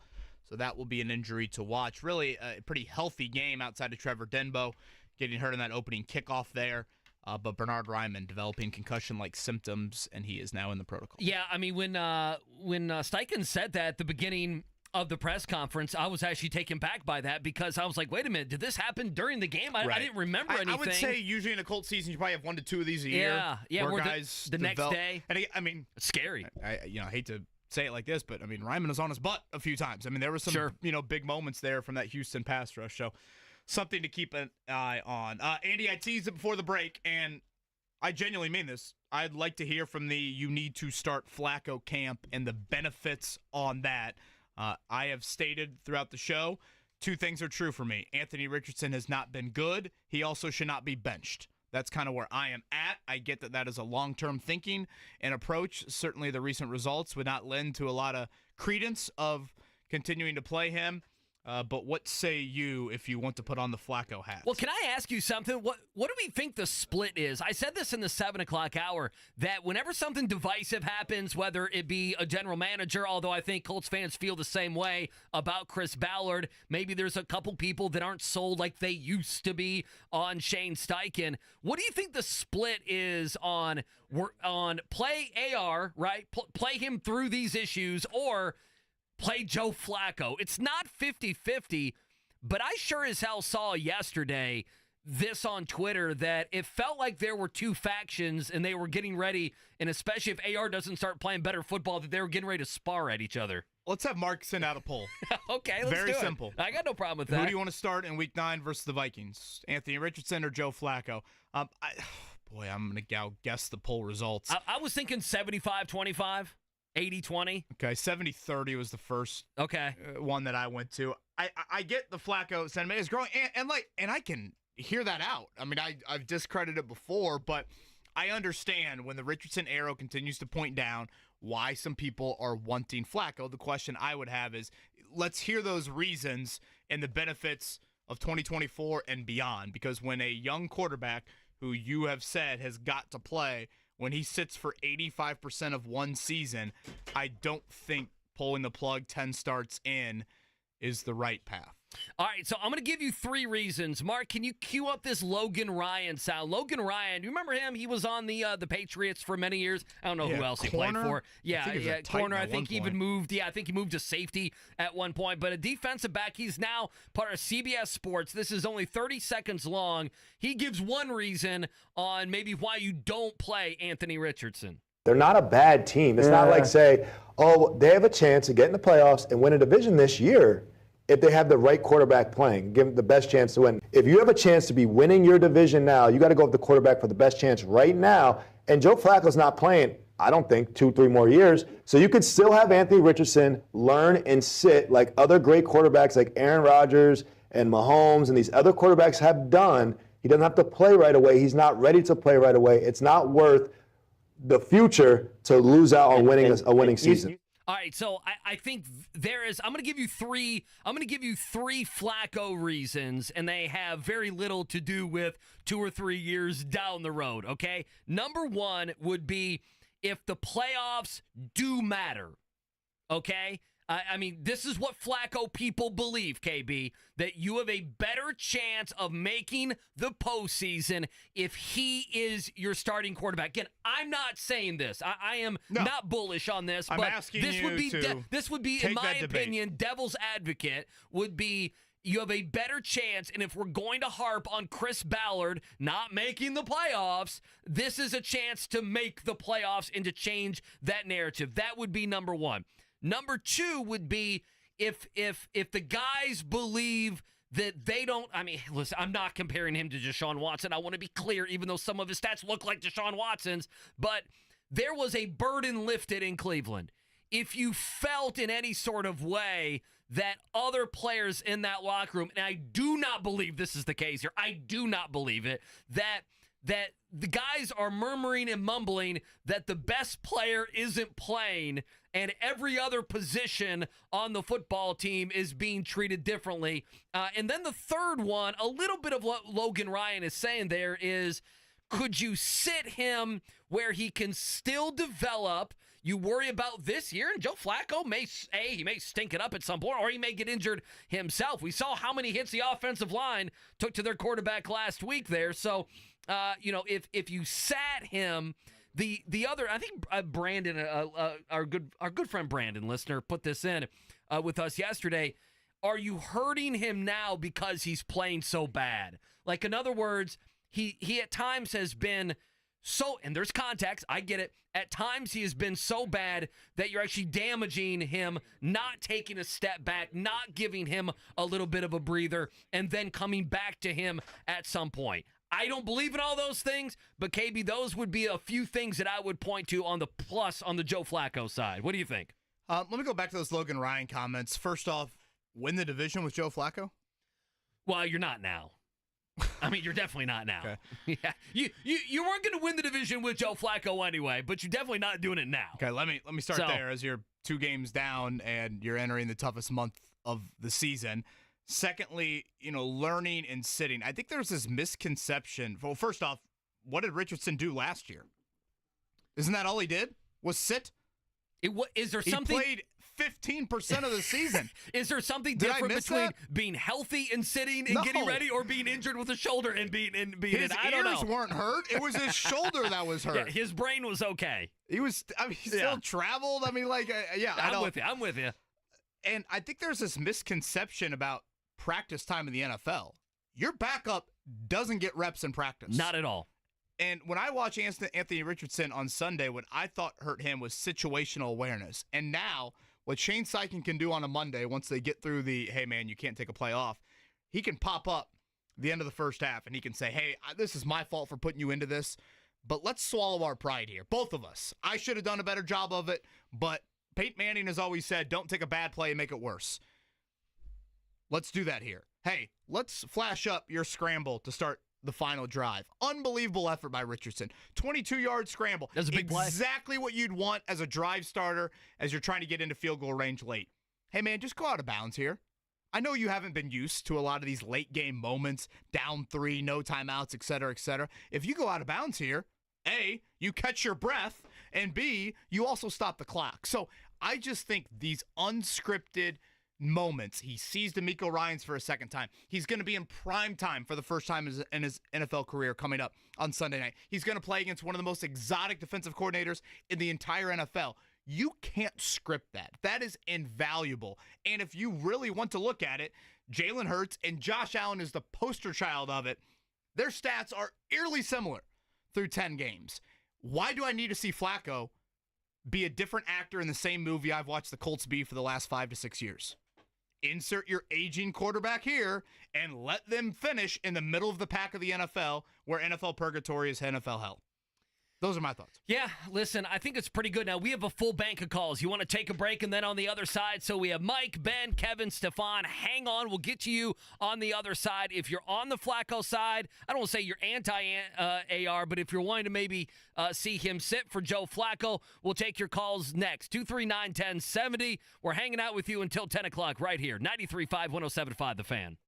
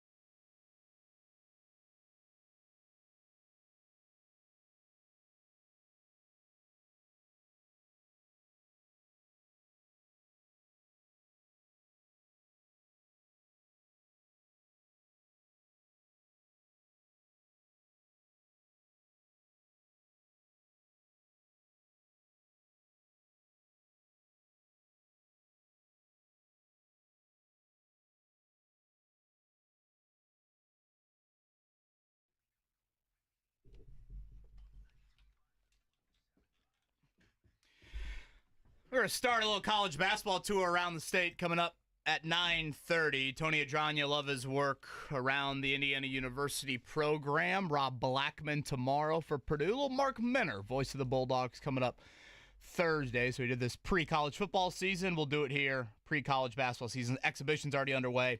And pretty much everybody in action coming up. What? It's a week from tonight. Oh yeah, it's happening here. Yeah, it's like now. I need to look up when the first game is. I am more excited about this college basketball season than I have been for maybe the last couple, and I can't tell you a good reason why. Yeah, I've got Just jacked up. I'm ready. I got a lot of local intrigue and curiosity, so looking forward to those combos.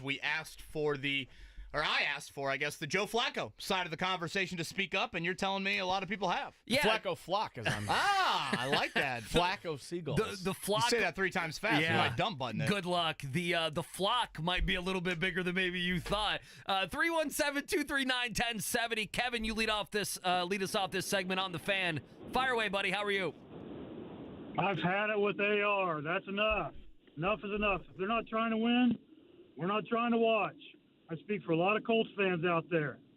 I mean, the division is gone now. That's it. 4-4, done. But they've got a better player, and you said it best, Andy, in that last segment. Your point number 2.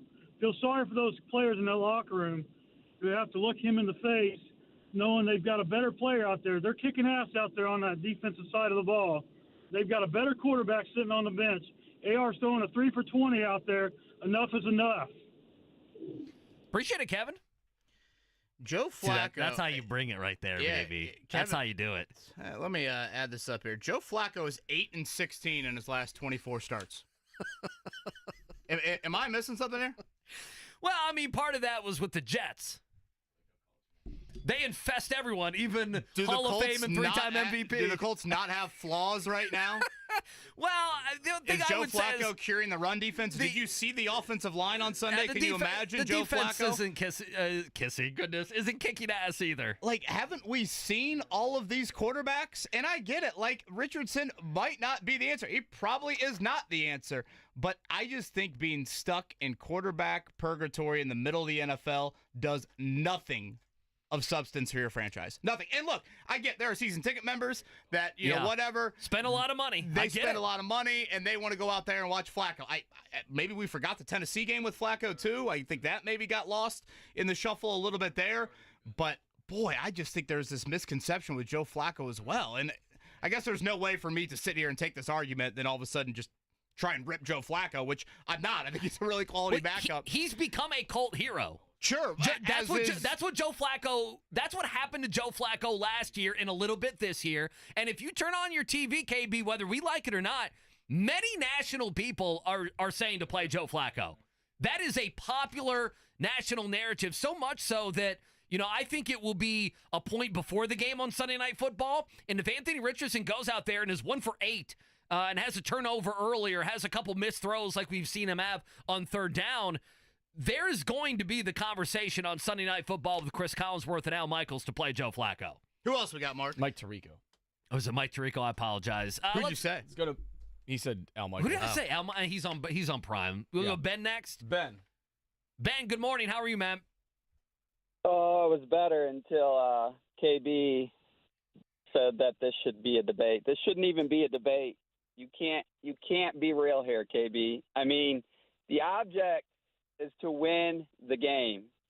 And I would argue any Colts fan thinking that AR should be playing has no competitive spirit. They've never competed. KB, I don't even know if you played sports. No competitive spirit. You're a soft fan. You're prioritizing developing one player over the entire culture of the organization. What does that do for your future? I mean, I can't believe one of the leaders on the team hasn't called a players meeting with Coach Steichen. But we all know that Coach Steichen isn't making the call here, just like Rex Ryan commented. The GM is not letting Steichen play the best QB. What message does that send to the rest of your team? Appreciate it, Ben. Yeah, I'd strongly disagree with a lot of that. Again, I don't know what 2 months of Joe Flacco playing football does to the culture of your football team when he turns 40 in January and he retires.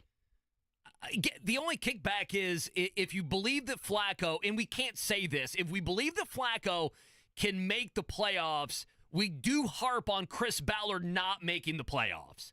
But again, I can't say if you throw in Joe Flacco over the next 2 months that he's going to end up making the postseason. He very well could go 9-8, and you could end the year losing in Week 18 just like you did with Gardner Minshew. I have no idea. I want to be clear. I have no idea. I'm just surprised that the constant Band-Aid nature this franchise has operated in, people want to go back to that.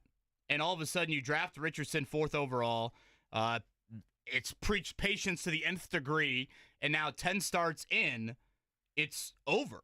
Again, I don't think this is all of a sudden going to have a 180 miracle turnaround, but like if you want to get into these Josh Allen numbers, I mean, Josh Allen's numbers at this point in his career are exactly what Anthony Richardson's look like. And look at Josh Allen's college career. Josh Allen's college career was not Peyton Manning or, any of these other QBs that have had struggling rookie seasons. Or Caleb Williams or anybody else, yeah. So if Buffalo bails then, what are they doing? Starting J.P. Lossman or whoever the hell else Buffalo was. Remember J.P. Lossman used to always wear the, not the handkerchief, but what do they call it? The bandana on the top of the head? Remember that? Why do I remember that? I just don't understand what doing the same movie we've seen with different actors over the last 5 to 6 years all of a sudden does for your franchise. Again, I'll go back. We'll take more calls here because we have loaded phone lines, 239-1070. Appreciate the call, Ben, and the shots. I believe there's nothing like a personal shot on a Tuesday. I believe, again. No need for coffee. My theory was they thought he would look much better than this. They would win games, and even if they lost games, it would look like maybe the Rams game last year or the Texans game this year where AR would give you 3, 4, 5 plays where you're like, we lost, but. And you're not getting the we lost, but you're just getting the we lost, and his completion percentage hasn't been very good. Flacco was 8-16 in his last 24 starts. That includes Denver. That includes the Jets. But he went 4-1 last season. Great work. 8-16 in the last 24 starts. Listen, he was out of the NFL before last. He was a wash player before Cleveland last year. Mike up next on the Fan on a Tuesday. Mike, good morning. Fire away, buddy. Good morning, guys. Hey, the number one thing I like to say is I'm not against Anthony Richardson. He is hopefully our future, but he's not ready. He was drafted as the greenest quarterback taken in the first round in NFL history. If he were playing like C.J. Stroud or Jaden Daniels, we wouldn't be having this conversation. If he were sitting back in the pocket and trying to throw the ball, then we'd give him a little bit more leeway. Joe Flacco is a veteran quarterback that is ready to play, has proven he still has an arm, played very well last year in Cleveland, and has played very well here, too. I would go as far as to say that there's nothing wrong with putting Anthony Richardson on the bench and letting Joe Flacco actually go next year through training camp so you can see how training camp's actually done, because he has not seen that. We've seen Pittsburgh draft or go out last year after starting a young quarterback and saying, I'm not doing this, getting Russell Wilson as a veteran to show Fields how to do it. Atlanta did it. They brought in Cousins and drafted Penix Jr. We have seen the Jets ruin quarterbacks by putting them out there when they're not ready, and the Bears do the same thing. He's not ready. He needs to sit, and also the Didn't he sit last year? Did I miss him sitting 85% of the snaps last year? That's fine. He got in, and he still was not ready. You can get your reps when it's time for you to get your reps. If you are not ready, then let's not ruin a guy that's not ready. Most quarterbacks are not going to be able to walk into the NFL and lead a team. He's not there yet. Look at Sam Bradford, wasn't ready. He got ready after a lot of adversity and change. Maybe Anthony Richardson can do that. Thank you, Mike, for the call. Appreciate it, Mike. We're a bit up. Yeah, we're trying to run through a couple if we can. Up against it. Joel Erickson going to join us top of the hour. Tony Adran coming up at 9:30. It's the most awkward time I've seen the fan base in because you haven't won a division title in 10 years. You've won one playoff game in that span, and yet you have, to Mike's point, the greenest quarterback that's been taken in round one. It's such a difficult we're not used to this, Andy. I mean, the Colts if you are a fan, especially under the age of probably 40. You've been pampered at quarterback for a while. You are not used to this. And even when you weren't pampered, right, it was a bunch of these weird veteran Band-Aids. Yeah, Philip Rivers was still a good player at that point. But it was just kind of holding on for a year and then right. getting to the next year and getting to the next year. And it's like, wait, Carson Wentz, maybe? Well, no. It's like the bullpen game in baseball. You knew you were playing the bullpen game for a couple You're seasons. The Dodgers in Game 4 tonight. So it's just such a foreign time. And I don't think there's an easy answer. I mean, literally, my argument is Anthony Richardson's been bad, but I think he should still play because why opt for old when you've done that over the last 5 to 6 years? And I just think bailing on a quarterback 10 starts into it. If you want to play devil's advocate, guys like Sam Darnold, Geno Smith, Baker Mayfield, some of these resurrection projects have occurred because teams have stuck with them. Teams have given them other chances, things like that. So I just think I still have not heard a lot of ringing endorsements for Flacco outside of he gives you a better chance potentially to win now, whereas when you've won 8 of your last 24 starts, and this season, I would argue the Tennessee game was pretty darn bad. I don't see where that is all of a sudden going to overshadow the potential of developing a young quarterback when you've operated as a franchise with short-term Band-Aid answers for the last 5 to 6 years. Look at the AFC. Right. You want to be a legit team in this conference. Look at what Kansas City, Baltimore, and Buffalo, and I think Houston's knocking on that door. They all have found these quarterbacks. They've played them. And now they're reaping the benefits. We have loaded phone lines. Let's do this. Coming up top of the hour, Joel A. Erickson going to join us from the Star. After him, what would you say, KB? 9:12, 9:15 or so. I don't mind circling through another couple calls. Cycling through, I should say. Yes, they are defenders. Another couple calls. They are defenders of Joe Flacco, so we can do that again at 9:15 and even the back end part of the show. The last thing I will say is the people are questioning the plan, and I want to get to that maybe tomorrow or something like that. The plan with Anthony Richardson, that is different than what is going on right now. So, again, Joel on the other side. Appreciate you hanging out with us. One more hour to go. 93.5, 107.5 The Fan.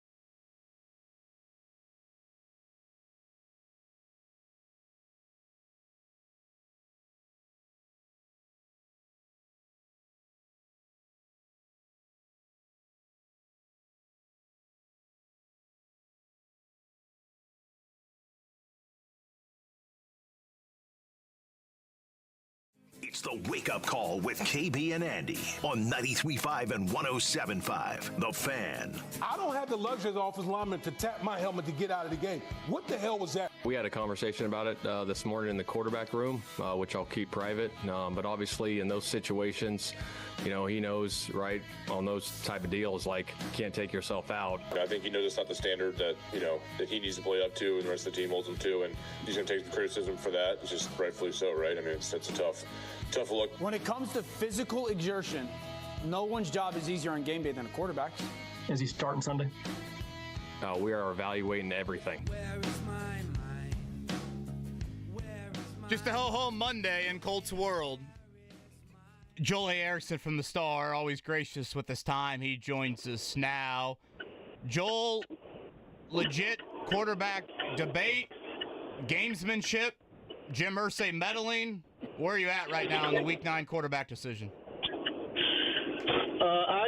I just think we've crossed over a little bit. Gamesmanship to me, this is an awful lot. There's an awful lot of collateral damage for you to be doing this just for gamesmanship. In terms of just acknowledging like that Anthony Richardson might not be your starter going forward. That to me that's a big thing to do for gamesmanship. I was thinking about the ownership piece of this, and whatever I haven't gotten any indication of that, but wherever it's coming from, like the real implications are the same, which is 10 starts into this Anthony Richardson experiment, they might be ready to pull the plug on it. And wherever it came from, wherever the genesis is, that's a huge deal for the franchise and the future of the franchise. It's just a significant departure from the plan that everyone from Irsay to Ballard to Steichen had said from the beginning, like with any rookie quarterback. And I think it was before they even drafted Richardson that Irsay said, we're about to get on a highway with no off-ramps for a while. Joel, I think the collateral damage part around the gamesmanship is a good point to bring up. I was kind of half serious on the Irsay meddling, and I get that, whatever, that can be a bit of a juicy statement, but I would guess Jim Irsay was pretty embarrassed by Anthony Richardson exiting the game for one play, and that's why I give credence to a phrase that I think is a very hot-takey phrase. The owner wants the starting quarterback benched. That's a juicy phrase. I don't go there very often, and I think if I'm going to go there, I need substance. I do think the owner was probably embarrassed by that. Do you believe that? Well, Jim Irsay is a football historian. I think of all the things we know about him, that one is probably the most clear. That and that he likes rock and roll. Those are the two things that I think are the most consistent with his press conferences and everything like that. And yeah, I would say he knows that quarterbacks don't typically do that. And I doubt he would like it. But I also think that kind of like where the response on that was coming from, for the most part, is an indicator that probably no one in the building liked that. Like you think about who initially said it. It was McAfee. It's ex-players, Emmanuel Acho, Luke Kuechly, the people who were the former players and who've been in the locker room seem to be the people driving the charge and the loudest voices on it. And I don't necessarily always put the ex-player thing into a super – like they don't always get a little bit more than everybody else in terms of analysis, because sometimes I think they maybe kind of stop pushing at it. But I do on stuff in the locker room, because that's stuff that we don't have any experience in. They have a ton of experience in. And so, like, the how you handle yourself, I put a ton of credence into what former players say and think. And like I said, they were immediate. Like, McAfee said it in the moment on Sunday before the game was even over. And it's to me, it's been those kind of guys have been driving the conversation. Joel Erickson joining us, Payless Liquors Hotline. He follows the Colts, obviously, for the Indianapolis Star. That team doing a great job following Indy sports. The why for me, Joel, was, maybe there is, maybe at least first time publicly, some tough love here. They have, maybe not coddled, maybe not enabled, but they've made sure everything is really good around Anthony Richardson. But this might be the first time they're showing him publicly some tough love. Do you buy into that at all? It depends on what happens next. If you bench him, it's beyond tough love. If it's Flacco starting, it's beyond tough love. Like, I keep saying this, but the idea that you can pull a quarterback from the starting quarterback role and then put him back in, you can say, I think you can probably say a lot of stuff about that, and we think it's time to put pause on it. He can learn from the sidelines. There's a whole bunch of ways you can spin that, but the reality of the situation is that quarterbacks in the NFL that you drafted, once you pull them from the starting lineup,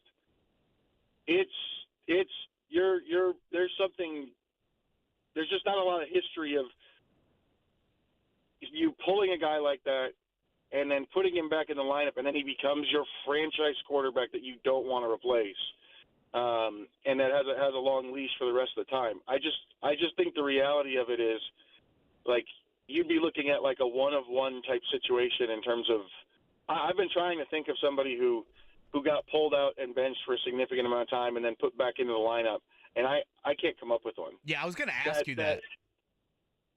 Yeah, Nat Newell looked at it. Nat Newell looked at it yesterday while everything was going on, and he said Alex Smith got benched and came back in, and he said Rex Grossman.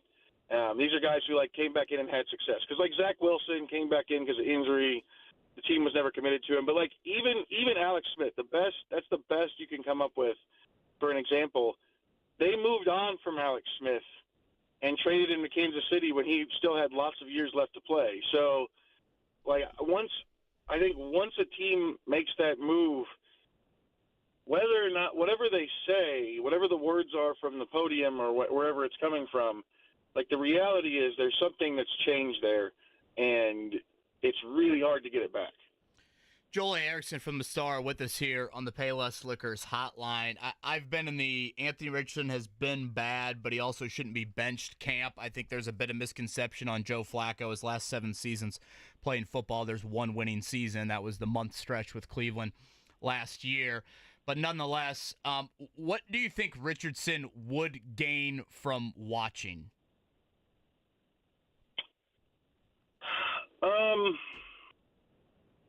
After watching for 85% of last season, if I could insert my opinion. That's a significant part of it is he ended up getting to sit. If that's what you thought he needed, he got to sit last year. He spent essentially the whole season out of action. I wonder, and I have wondered a little bit in the last 24 hours if, because obviously there's the numbers to focus on, the completion percentage, the quarterback rating, the turnovers, all of that stuff is really bad. But I've been with you in terms of he's not playing well, but he also needs to be in there. Part of that is that the Colts have said that. I think that's important to say, too. Part of that is that's what the Colts told us ever since they drafted him, is this guy needs to play. Ursay, Ballard, and Steichen, just to reiterate as well. All three of those parties. Everyone. But the other thing I keep wondering is there stuff that we don't know in terms of the way he's operating the offense, his cadence, his reads. Shane Steichen says that when a quarterback drops back, he's often looking at the receivers and going, where would I throw it based on what the design of the play is and what the coverage is. Are there a bunch of those that maybe we're not seeing in real time that Steichen's going, I should have gone here and not there?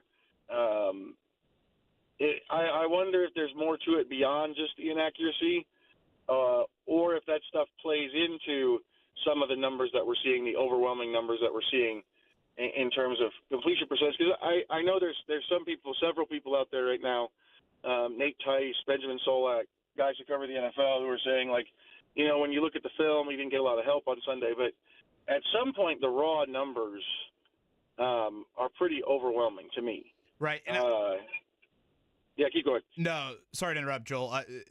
I feel like I am talking out of both sides of my mouth, and yes, the raw numbers are jarring, and I do think, again, he has not played well, and Dan Orlovsky has already gone on social media this morning saying the tape doesn't look as bad. I guess I think also playing Flacco, to kind of shift gears a little bit, Joel, I feel like it would also, wouldn't it delay the answer even longer on Richardson? If you play Flacco turns 40 in January. Is he your starter in 2025? What if he retires? Now are you playing Richards? Are you restarting Richardson's clock here in year 3? I feel like if you play him, you might not get crystal clear clarity by the end of this season, but maybe your off-season moves coming up in the next few months have some influence, whereas if you all of a sudden play Flacco for the remainder of the year, now all of a sudden you aren't at the clearer picture on Anthony Richardson as early as you would like to be. Yeah, I totally agree with that. Although there's also the other thing, the other possibility is if you get to the end of the season and Flacco started the rest of the games and Richardson's never come back in, maybe you have your answer on Anthony Richardson.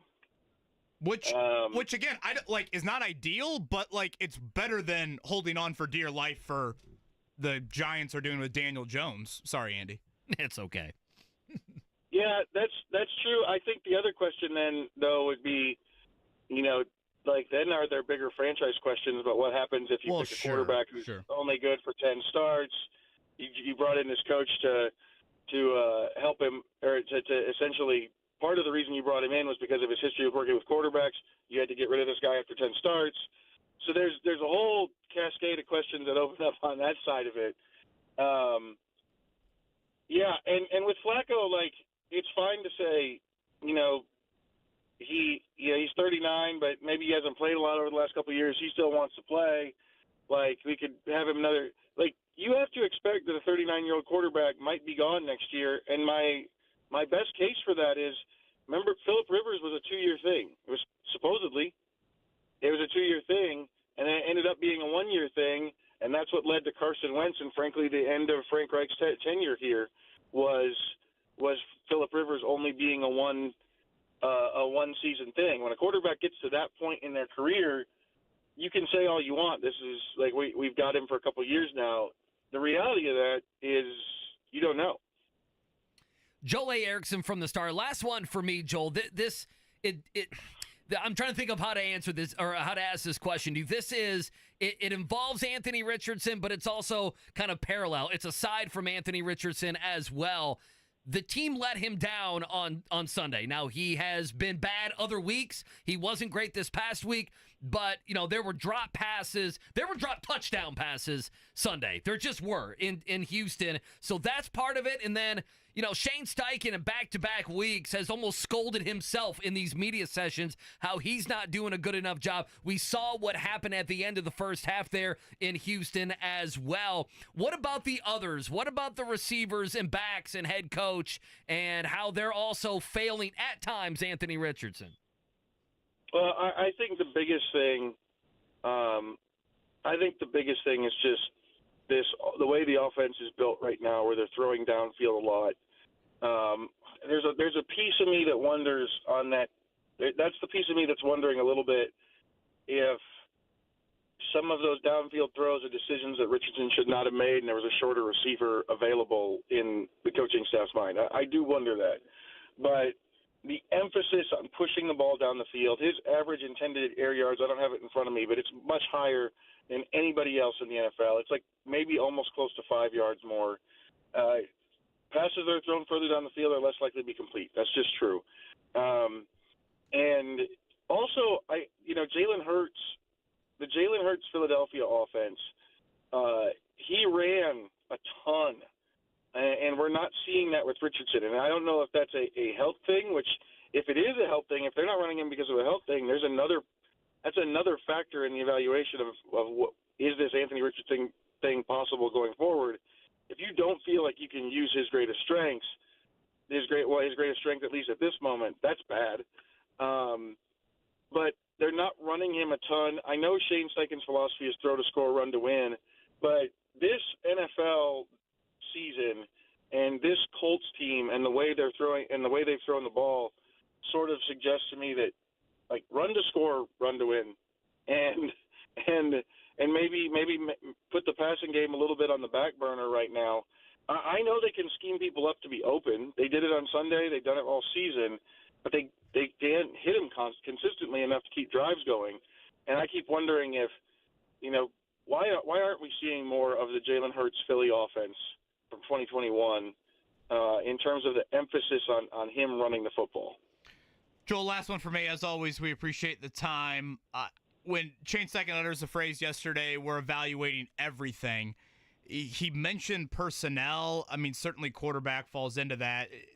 Is there any other personnel that he could be evaluating? I don't know. The trade deadline's on Tuesday. Not that anything would happen, but personnel-wise, do you read anything into that outside of this uncertainty around quarterback?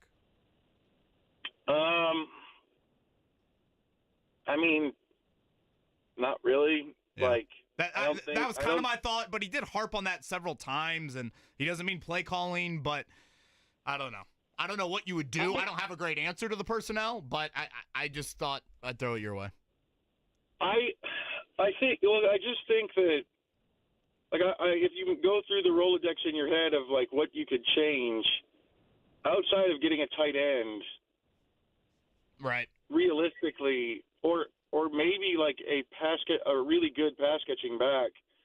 I don't know if that's available or not. Like, outside of those two things, I don't think you're really going to meaningfully upgrade what's there. And also, there's also, I think I wrote this in my story actually, but also, KB, you've been through this with me and with the Colts fan base for a while now. But, like, isn't everything's being evaluated, all personnel? Isn't that what they kind of say every time the quarterback is the key part of it? It feels like I've heard it before, not from Steichen, but from previous regimes and previous quarterback changes and stuff like that. We've got to evaluate everything on the offense. It feels like that's what you say when your focus is on the quarterback. That might be a bad read on it. Maybe they're looking at doing something more of what we were talking about in my previous answer, where you're really changing the scheme. But the personnel-wise, I just don't see a ton of immediate fixes for what they've got going on right now. Joel A. Erickson from the Star, tremendous as always. Hopefully the Mario costumes have ponchos for Thursday night, Joel. Yeah, I know. Not great, but oh well. Horrific. A bit of a microcosm of where we're at right now. Thank you, Joel. Yeah, thanks, guys. Thanks, Joel.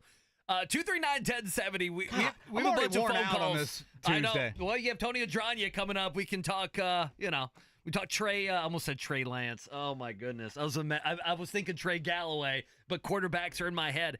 Before we take a couple calls, one thing, I assume you feel this way, but just quick for me, I want Shane Steichen calling plays.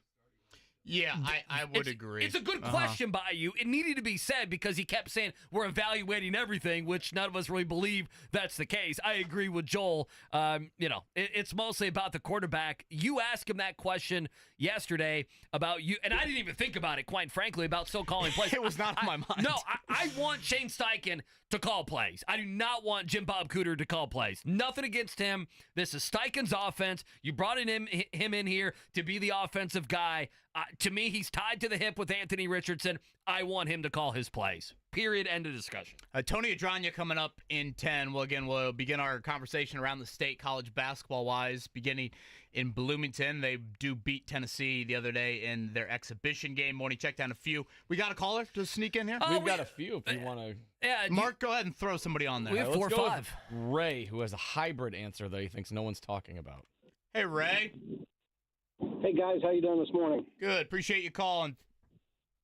Hey, I'm not against developing Richardson some more, but I just don't know what the expectation is because I don't think you can teach intelligence and I don't think you can teach heart, and he showed a lack of both, especially in the last game. I don't need to go over the examples, but not running out of bounds in the 2-minute drill and the pass at the end of the first half highlight it, and of course the hard part is the check tapping out, but.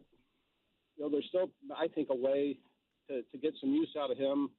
Why don't we use him like a Taysom Hill and bring him in around the goal line for some athletic diversity there and some different options, or, Swiss Army knife where he might line up at running back, he might line up at tight end, and because quarterback needs leadership and heart, and I just think he's too far away from both of those categories. Ray, thank you. I think some validity to a lot of what Ray says there. My issue would be you're putting him in areas where I know he's good at. I need him in areas where he has to develop. And maybe he won't develop in those areas, but he's got to be exposed to 2 minutes to go. You're down 3. How do you handle it? He handled it poorly on Sunday. Does he handle it better the next time or not? That's what I have to see. I don't know if it's the same caller. Someone called into JMV last week and said he needs to be the Cordell Stewart, the slash to the offense. God bless Taysom Hill. God bless him. 239-1070. John up next on the Fan. Go ahead, John. Hey, good morning, guys. Hey, John, what's up? Hey, not a lot. Hey, I was just calling to say, Flacco was just on a couch just not too long ago. I don't think he's the answer. When it comes to AR, I don't think he's played well, but I don't think this team has played well. I think it's false advertisement to think that, we had a real shot at the division after, evaluating the first 4 games. I mean, the defense is playing like trash. They played okay the last couple games, but, I mean, realistically, holistically, you got kickers missing kicks in big spots. You got a defense who's giving up all-time records. You got receivers dropping passes. You got Steichen, who's being cute with the play calling. You got Ballard, who I don't even know what's going on there. And then the last thing I'll add, not to take up too much time, and I could be wrong, but I can't ever remember a game that Richardson's played in where we've lost by more than 1 score. I'll let you guys answer that and hang up. Thanks, guys. John, call more often. I thought that was very good right there. Let's. I'll look up the Richardson game. I think he's 5-5 as a starter. I'll have to look up the exact. That sounds right. What he was saying. Well, the first Houston game last year. Now he didn't finish that game, but they won. They won that game. No, he's right. Well, they lost to Jacksonville game number 1 last year. What am I talking about? They actually lost by 10. Okay. Yeah, they lost by 10, if you remember. Because he threw the pick late. Well, he threw the pick late, and they could have kicked the field goal to make it a 7-point game, remember, but they went for it inside the 5-yard line. So lost to Green Bay by 6, lost to the Rams by 6, beat the Bears, beat Miami, lost to Houston by 3, beat Tennessee, lost to Houston by 2, beat Houston. You bring up week 2 and technically beat Pittsburgh. So, yes, 5-5, all of the losses by 1 score outside of that Jacksonville game. That last point John makes. Overall support around the quarterback. I think we're forgetting that in just saying Flacco for Richardson. Your run defense has been historically bad. I would argue your playmaking in the secondary hasn't been enough. Probably expected hasn't been enough. If you want to look back to Sunday, I didn't think your pass catchers were competitive enough in the moment of truth to help out your quarterback. Again, I don't think Richardson was great. Right. But still, I thought he could have got more help from your pass catchers. The tight end group has been an absolute joke. And I thought your offensive line, if that's Flacco, Sam Ehlinger probably gets in the game. Yeah, part of me wants the quarterback to elevate some of this, but that is fair. But how is he elevating tackling Joe Mixon? Well, how is he? And how is he elevating when you put one on the numbers and A.D. Mitchell can't stay in bounds and Tyler Goodson drops a touchdown? That's the other. There is another side to it. People are going to walk away from this show thinking that I think Joe Flacco stinks, and I don't. But I think there's this wild misconception on what Joe Flacco for 9 games the rest of the season is going to do for the Colts as he turns 40 years old in less than 2 months. It's the backup quarterback syndrome. His last 7 seasons of football, 1 winning year. If you think Richardson stinks, keep playing him then so you get a higher draft pick. Well, now that's a fair point. If you're on that camp, keep on playing Richardson. Take another defensive lineman. You get a clear lineman. answer, and now you're taking Jalen Milroe or Shadur Sanders or whoever. Oh, God. Can you imagine Prime in here? We have Prime on every Wednesday. I mean, I was serious to Joel. I think ripping someone. I would argue, and I know we got to do a very quick morning check down. I would argue playing Flacco delays the answer on Richardson. I love me some me. Yeah, Was that really me? That was AI Kevin Bowen. I was going to say. Boy, it sounded like you. Sounds like Jake Query. Blame Jason Hammer on that one. That's probably the strongest opinion you could have is sitting him delays. Does it not? It delays the answer. That one checkmates me if I wanted Joe Flacco. And I've wanted Joe Flacco before in this season. I can listen to it, and I'm glad we did. I thankful for people calling in, and I understand that you have reasons behind it. I'm just not one of them on that boat right now. All right. Quick morning check down. Yeah, let's Very go. quick.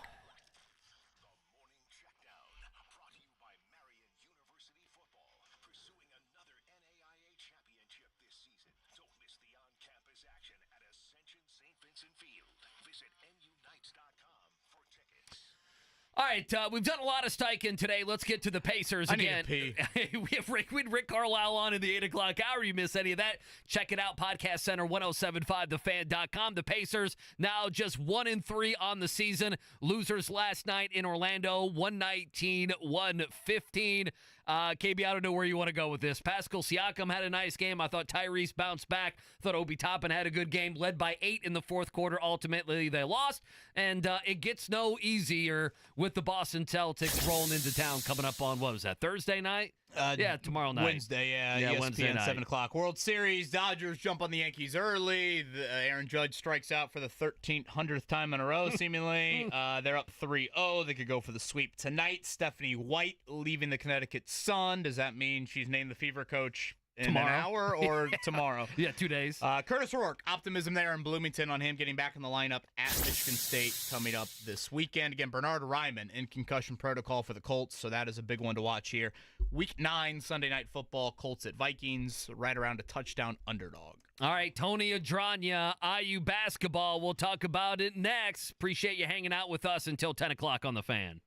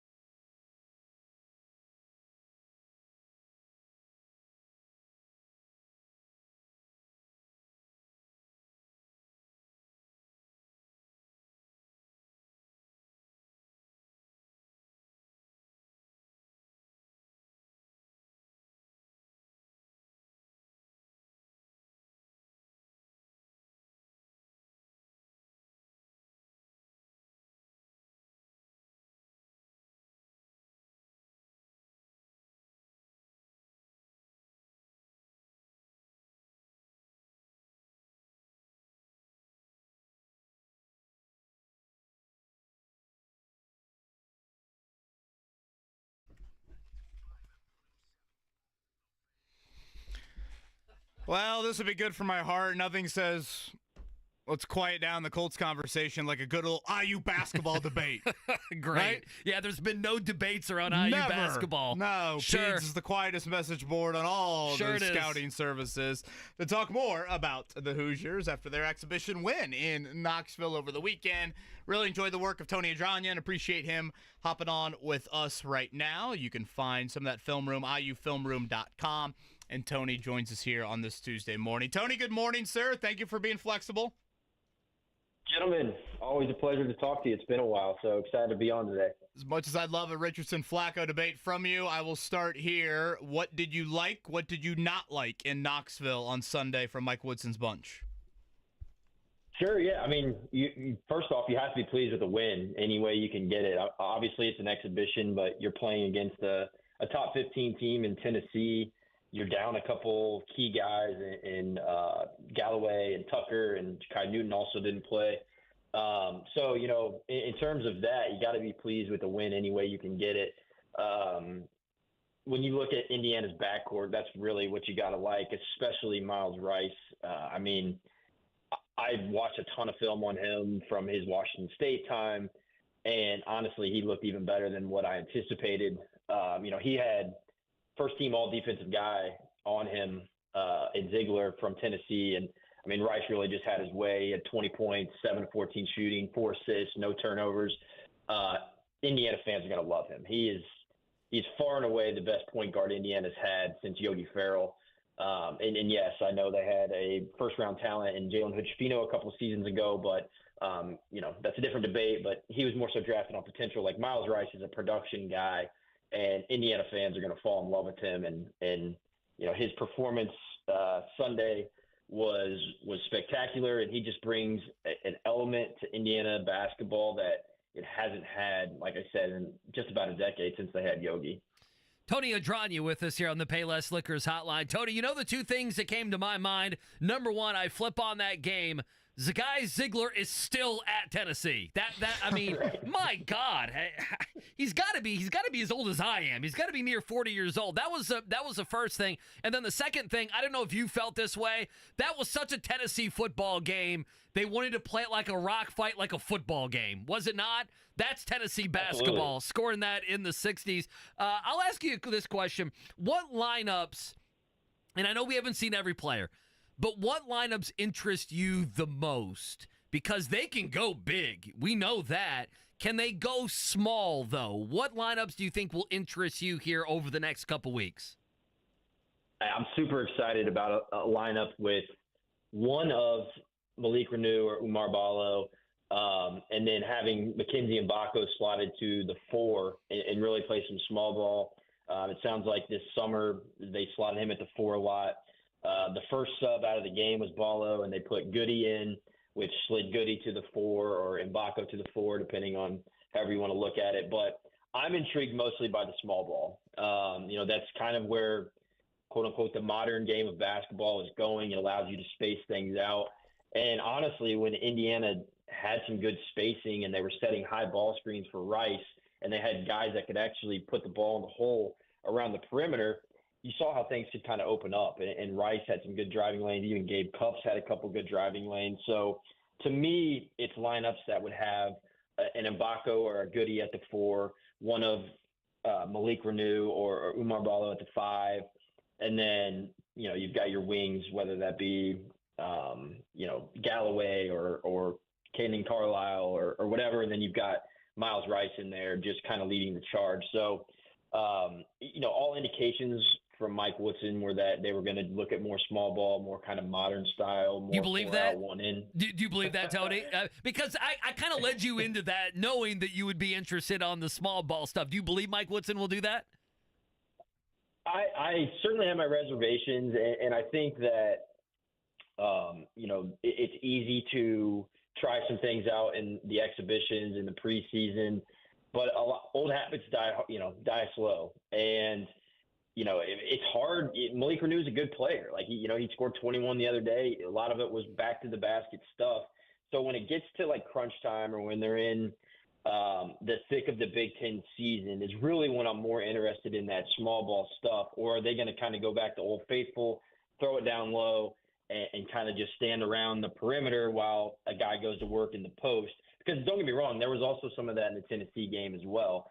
I do think that the success they'll see with some more of that small ball stuff, like they saw against Tennessee, I mean, when you see it on film, it's hard to go away from that when you see the success that it has.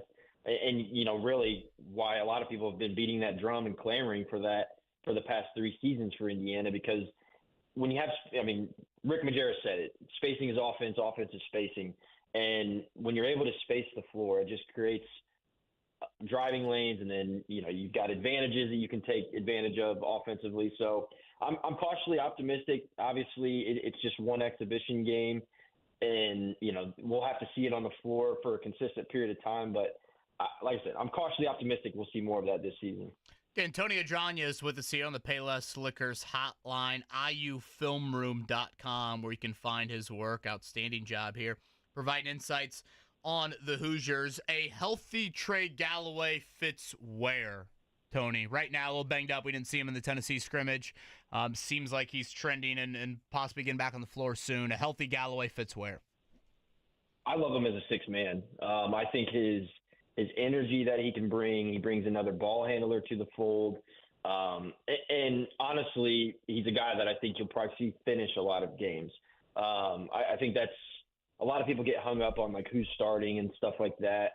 I like the idea of Carlisle starting over Galloway, because Carlisle seems like a guy that kind of needs himself to get going. And, you know, he's younger too. He's a sophomore, whereas Galloway, he's a vet.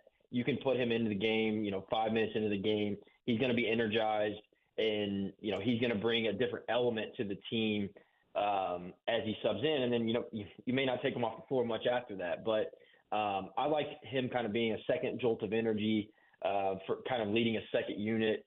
Again, like I said, another ball handler, another guy that can run the offense alongside Rice. So a very important, vital piece to what Indiana wants to do, and you know, a long wing that can guard a little bit too, which will go a long way during the season. So I'll be interested to see what Woody does with him. Obviously, he's been alongside Woody for his entire tenure, and, you know, Woodson has played him a lot. So, you know, he's a guy that has certainly proven himself, but it'll be interesting to see kind of what Woodson does with the lineups and stuff. Like you said, he's trending in the right directions for getting healthy, but missed an off season. So obviously he's got to get back in game shape. He's got to, you know, get everything in order to be able to produce at a high level like he has previously. But that's one of the more intriguing things I think we'll see as this season kind of comes to form is, you know, what are they going to do with Galloway? Is he a guy that comes off the bench? Is he a guy that's going to start? Because, I mean, for the first time and as long as I can remember, Indiana almost has a little bit of a logjam at the guard position, which is, you know, that's a good thing. You want that. You want competition there. So I'm excited to see how that all plays out. And, yeah, I think we'll know here in the next 2 or 3 weeks kind of what that's going to look like. Should Indiana finish better in the Big Ten than Purdue? Why or why not? Should they? Yes. I think they're more talented. Will they? I don't know. You know, I think Purdue is really good too. I watched their game against Creighton. I know Braden Smith catches a lot of flack. Everybody says he was an Edie merchant. Well, he went out the other day against Creighton and dropped 30. You know, the dude was Big Ten preseason player of the year for a reason, voted on by the coaches and stuff. So Purdue is going to be really good, and they're very well coached, and, you know, they're going to have a little bit of a different style than they've had previously. But I think Indiana's more talented, certainly. It just has to come together. I think Sunday was a step in the right direction. We were finally able to see it against another opponent. Like you said, it was a classic Tennessee rock fight, Rick Barnes style game that Indiana came out on top on. But I think both those teams are going to fight, you know, for the top spot. They certainly are capable of being Big Ten champions in terms of the talent on the floor. Obviously, you know, health and all those things have to factor in, but it's a funny thing that, you know, I think we'll see in January when you kind of get to the grind of the Big Ten season.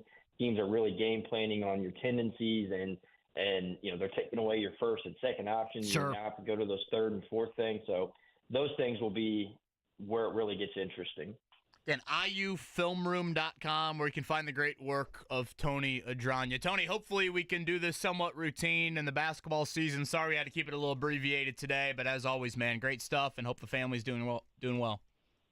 Awesome. Appreciate you guys. Thank you. Tony Adran, Payless Liquors Hotline, Pat Knight, and Marion. The exhibition game coming up Friday night for Indiana, and then their first regular season game, SIU Edwardsville. That is next Wednesday, 8 o'clock in Assembly Hall. Yeah, and they need to win those games. Unlike last year where they're barely getting by, they need to beat SIU Edwardsville 92-45 for us to feel better about IU basketball. No pop quiz today. We'll keep talking about Anthony Richardson and company. Obviously, that's been the big story today. We'll take a break. We'll come back. We'll wrap up the show next.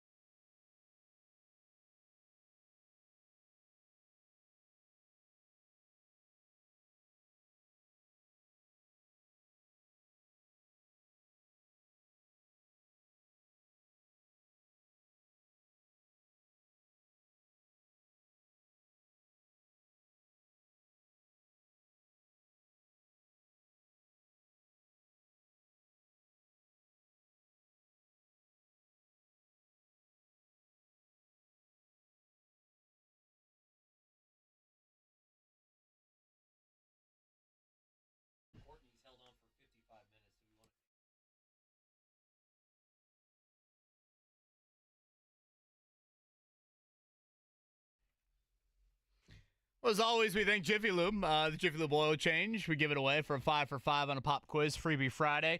A lot of Colts conversation today, so we'll shift gears a little bit. How about the Jiffy Lube sound right here via Ryan Kelly? I thought it was important we play this for a second time, our audience that didn't hear it. Andy, I said to you kind of coming into the show, I thought in regards to Anthony Richardson tapping out for a play, I thought Ryan Kelly was probably the best spokesperson to speak for the locker room. Yep. He's the longest tenured Colt. He's a captain. He's tough as hell. He's played through a lot. He snaps the ball to Anthony Richardson. And I say all of that, and certainly, and Kelly said it yesterday, their unit needs to play better. They had, a poor performance on Sunday, but I also thought he gave a very accurate answer to how the locker room feels about Anthony Richardson and tapping out. And again, that audio right here. Yeah, I mean, I think we had a conversation about it, and I think he knows it's not the standard that that he needs to play up to, and the rest of the team holds him to. And I'll kind of leave the conversation that we had at that. But I'm sure he's going to take some criticism for that. It's just rightfully so, right? I mean, that's a tough look. But I'm also he's out there giving it all for his team, right? And it's not always pretty sometimes. An offensive lull the last couple of weeks. Just having a hard time getting going at times. I thought we did some good things in the game, but. If anybody ever questions how hard he plays, I don't think that's the case. I mean, if you watch his film, surely, we didn't move the ball effectively at times, but, I mean, he's giving it everything for his teammates. So he's young.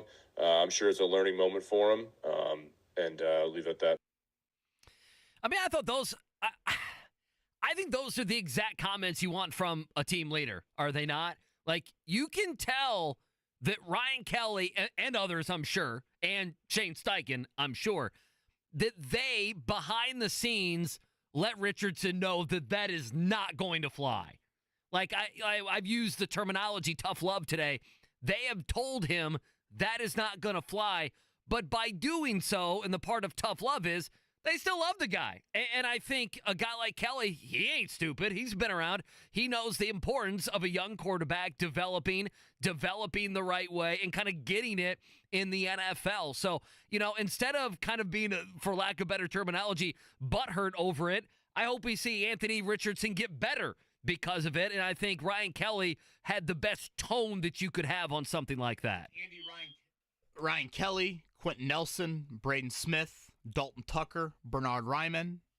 Flipping over to defense, Julian Blackman, E.J. Speed, Zaire Franklin, Nick Cross, Kenny Moore, Jalen Jones. Those guys played every single snap on Sunday. Many of those guys have a C on their chest. Many of them are highly paid. When you're the quarterback of an NFL franchise, it's equivalent to being the president of the United States. I mean, it is that type of responsibility on your plate. Other positions on the team, you're the student body president at Clay Junior High. It's just different. It's just different. I love so that standard has to be held to. And I thought Kelly expressed disappointment and disagreement with how Richardson handled that particular play. But at the same time, you watch Richardson play, and I don't think anything would indicate a soft football player. I mean, hell, I'm frustrated with him not going out of bounds at the end of the game when he absorbs another hit and get an extra yard. We want him to slide. He doesn't want to slide. It's us that wants him to slide. I do think tomorrow, I kind of wrote this down. Joel A. Erickson was on with us earlier. Again, you missed any of the show, check it out, podcast1075thefan.com. I thought he made a good point, and that is, are we going to see them run the football more with him? And it goes into the toughness we see with AR. And that's why I'm not in the camp of bailing on this right now. I think adversity has hit Anthony Richardson. I think adversity has hit Shane Steichen. Yep. I think adversity has hit this entire offense. How are you going to react? I agree. The first sign of adversity, are you bailing? Because NFL life ain't about that. Are you running to 40-year-old Joe Flacco? You need to hammer the RPOs. You need to get a little bit more second half centric like we saw. What did Shane Steichen said yesterday? I thought it was one of the rare times Shane Steichen's ever admitted specific things that he needs to do better with a certain player. We need to get quicker passes for Anthony Richardson is what he said. So I look at Sunday night as that opportunity. It is a great defense. It's arguably one of the more exotic defenses in the NFL. It's a good team. It's prime time. Yep. They've had 10 days to get ready for you. Yep. It's a wake-up call. People are questioning you Anthony Richardson and your unit like no other. Let's see it. If it goes wrong, great. You get an easier answer on him, you get a quicker answer on him, and you get a higher draft pick. And if it goes well, then your quarterback's really developing. We have to talk about the draft again. I'm still fatigued talking about the draft this past season. 239-1070. Let's get Courtney in here. Courtney waited about an hour. Good morning. What's happening? Good morning. I'm just here cooking breakfast. That's all again. There we go. Fair I love enough. it. Yeah. Man, I gotta applaud the last guy that was on the call, and I agree with him. Right, it's not just Anthony Richardson's the one that cost them the game the other night. Yes, what he said, I agree with y'all. That was really, really bad. Really bad look, but at the same time, it was not his fault. You guys blame it on Shane Steichen, and then the run defense wasn't nice either. And I don't know, these Flacco wackos, they really just drive me crazy with this thing. What you want the man to do? Like, is he going to take you to a Super Bowl? This man, like, really? You got teams like Kansas City, Baltimore, the Steelers, and Buffalo. Like, if we run into them, then what? Then y'all gonna be complaining that, well, this and that, blah blah. See, and that's what kills me about that. Like, we gotta get the man a chance to develop. Y'all hollering about y'all want a franchise quarterback. Here you got it. Courtney, thank you for the call.